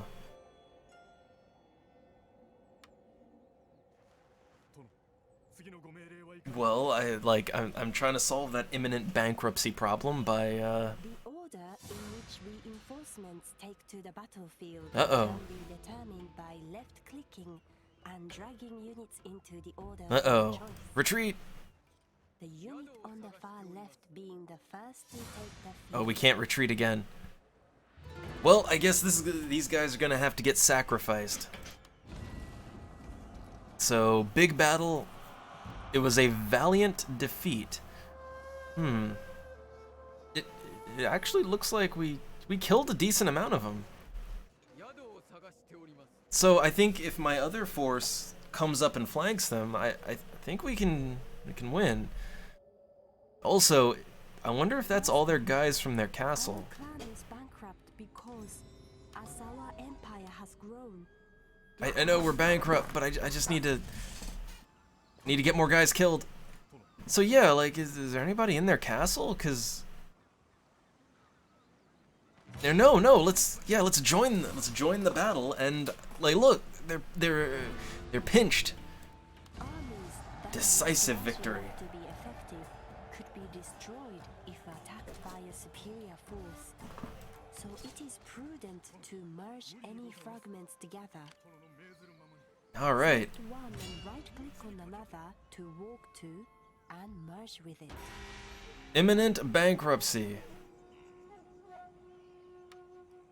Look, if I can just take out like one castle before I go bankrupt, I'll be happy with that. Okay? If I can just take out one, then it'll all be worth it. So yeah, sack 'em. And why not? Like, I'll make this since it seems like we have an overwhelming force. Yeah, like, let's play it out real time.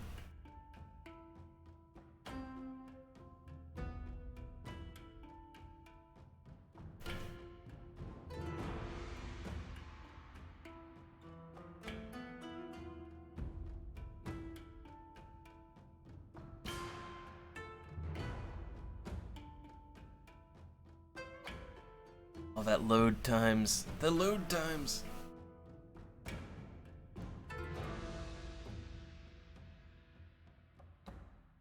Okay, so the weather conditions are dry. Looks good to me. Start deployment. So that's what we gotta take out. Man, they're like this is their castle. 弓矢を射る前に心を無にする。じっくり待って、Hmm. ここぞという瞬間に矢を放つ。我らはまさに大殿様が放たれた矢そのものだ。 Yay! 敵にとってはここが正念場。しくじれば歴史にも残らん。いつの日か歌人が悲しい歌にして読んでくれることじゃろう。我が敵は奴らの領主と一門に忠誠を誓う勇敢な侍どもだ。あの者どもを滅ぼすとなると心が痛むが。 Oh, time to fight with great honor. 運命のなせる技。仕方なかろう。命令はただ一つ。この城を落とすことじゃ。たやすいとは思わぬが、必ずできるはずじゃ。皆に名門の証。 I like how our general gets to give a good speech. この栄えある勝利は、我らのさらなる勲章となる。 Yay! Oh, they're loving it. Okay. Remember that the goal here is to capture the castle, not to destroy it. To achieve victory, either kill or rout the entire army, or capture the central keep. Before you begin, Okay, I don't have any siege weapons, so I can't siege the castle. Do they not have any units? Like, huh. Start battle. Get in there. Okay, so they've got their daimyo, I assume, and they've got some sword guys. Did they not even have archers? Apparently they don't even have archers. So I think this is going to be a massacre. is what I think.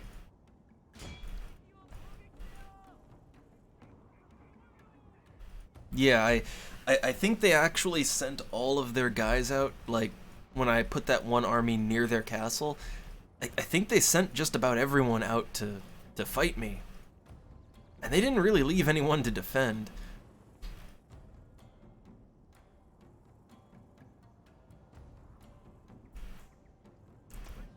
So yeah, wave number 2, get in there.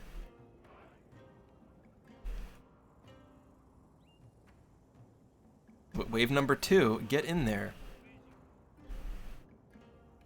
Well, I guess, oh yeah, I guess somebody's got to burn the gates down, right? Can we fast forward this? Like, okay, we can, but I still have to say I love the scope and scale of the Total War games. Even if I'm not, like, you know, I'm not any good at them. I have played a lot of RTSs in my time.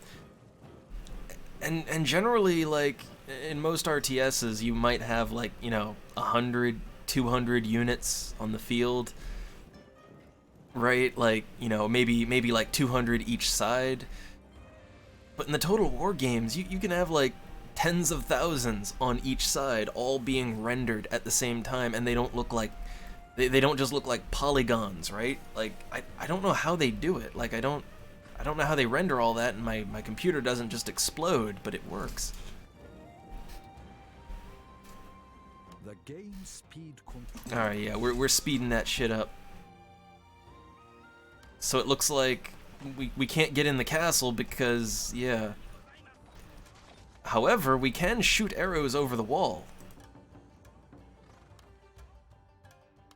Or at least I tried to shoot arrows over the wall, and now it seems like we can't do anything, so...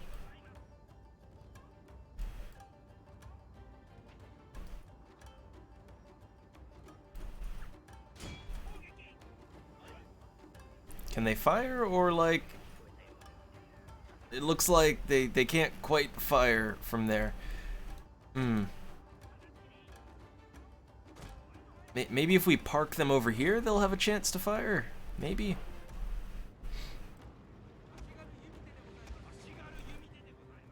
How about this? Let's park our archers like... Let's park the archers right there on either side. And then I've got my main force. They're gonna burn the gate down.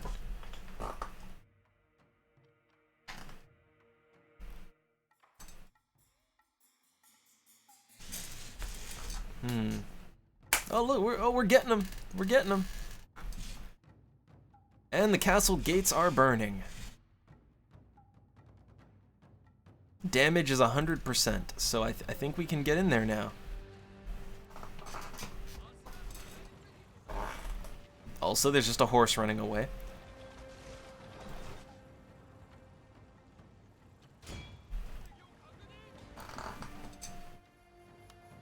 Look at them arrows fly. Just rain of death over here.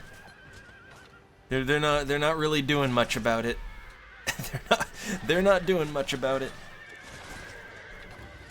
This is why I like archers, though. This is why I like them a lot. The daimyo has nowhere to go.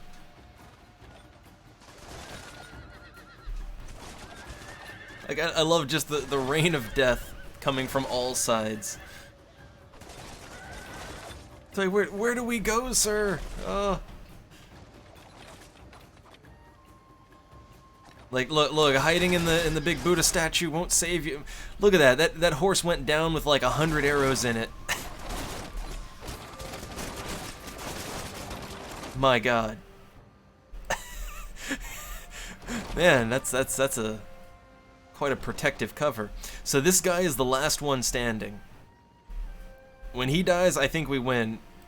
I don't think he's gonna last long.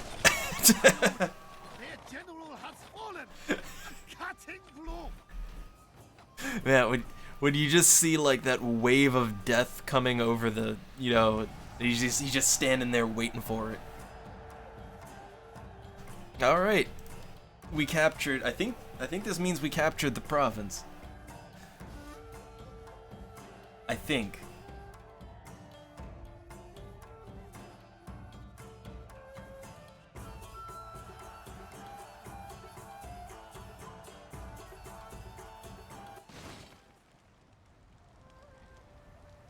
Alright, yeah, decisive victory. We didn't... Like, yeah, we... Wait, it says we lost 55. How? How did we lose 55? Did they, like, shoot themselves with their arrows somehow? Like... Huh.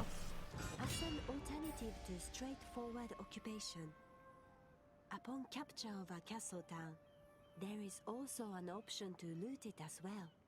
Doing so will add a lump sum to our treasury, but there will be a greater public order penalty than that caused by occupation alone. Huh.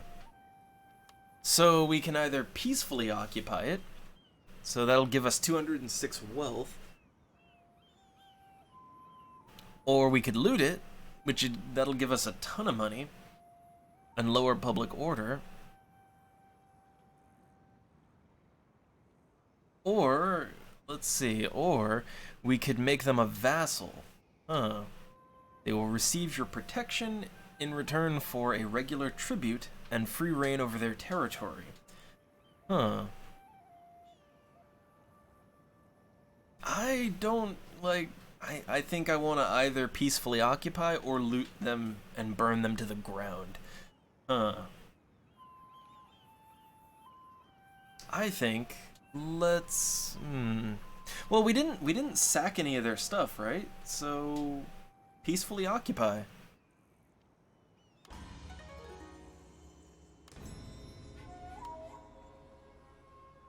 Okay.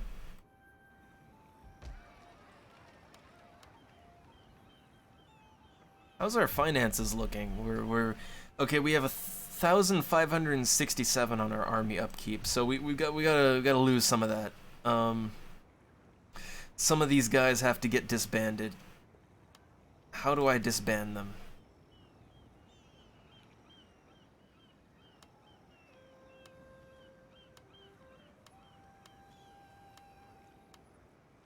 Yeah, like yeah, I have too much military right now.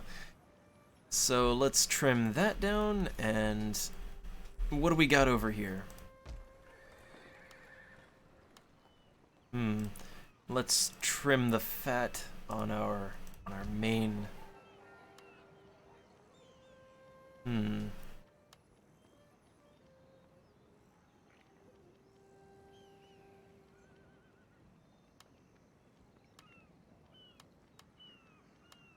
Okay, so let's see. Alright, so now we have a good amount of income, I think. Right? Good amount of income. And I think we have enough units to defend. I mean, the hostiles are gone, so we're not going to be raided constantly. That's good.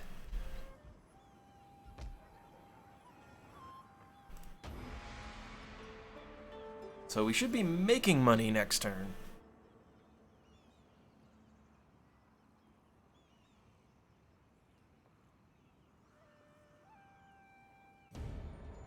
Mounting unrest. Oh, tensions.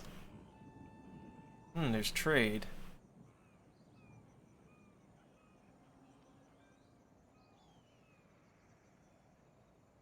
Yeah, I guess accept trade. Have come to our shores. They bring weapons of smoke and fire. Weapons that kill without honor, without skill. But even so, these foreigners and their guns could give a man power and victory. And victory wipes away dishonor. Oh yay! Time to go last samurai on this. Alright.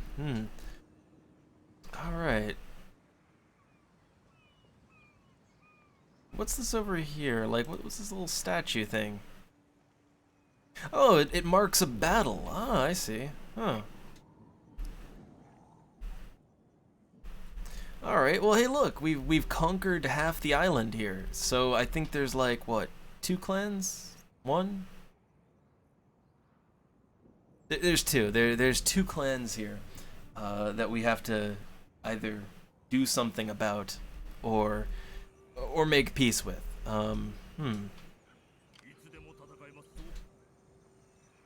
Oh hey, yeah, look, we got a gun army now. Sweet.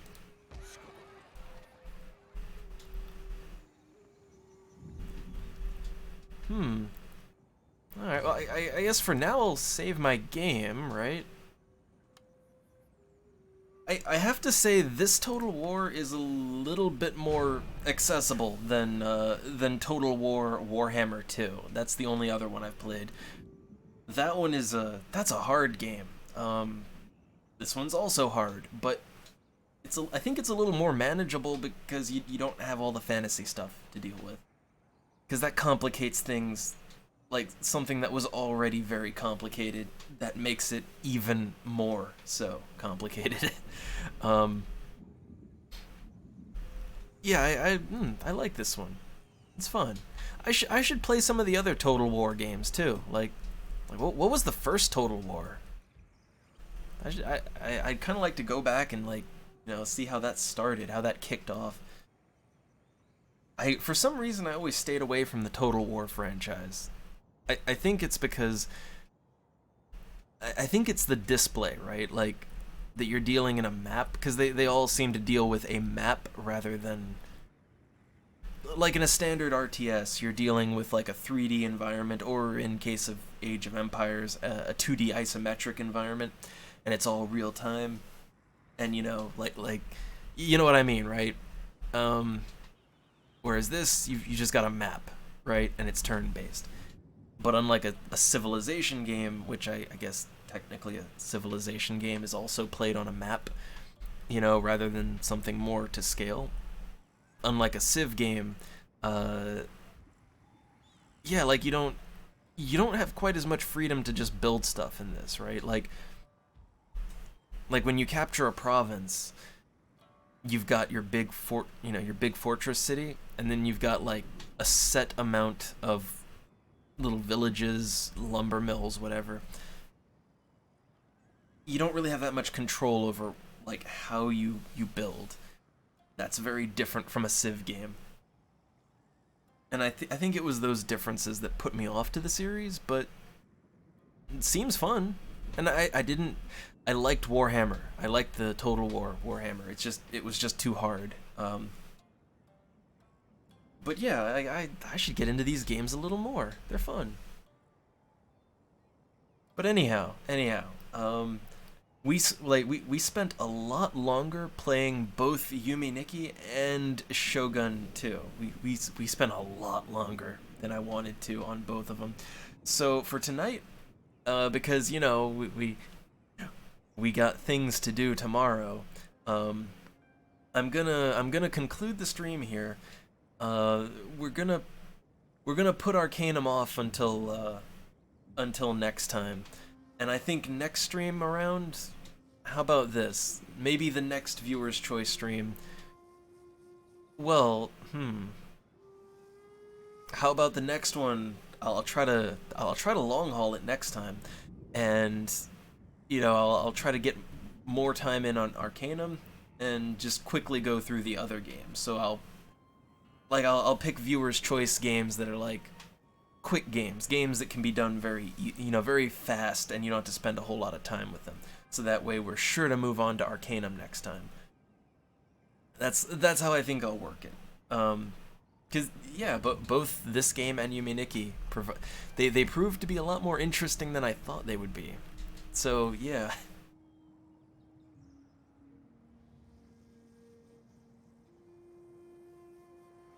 Scary maze game. Ooh. What like? See, now I have a bunch of things I have to look up now. Oh. All right. Let me exit out to Windows. All right, put our background back up. Get everything all set up and good for next time. All right.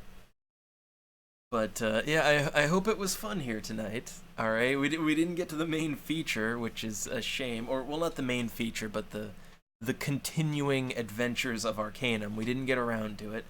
I'll have to take that off of the title later. But I gotta say, like Yume Nikki, I thought it wasn't gonna be fun to play, and it made me nervous. It made me very nervous sometimes, but it was an interesting experience.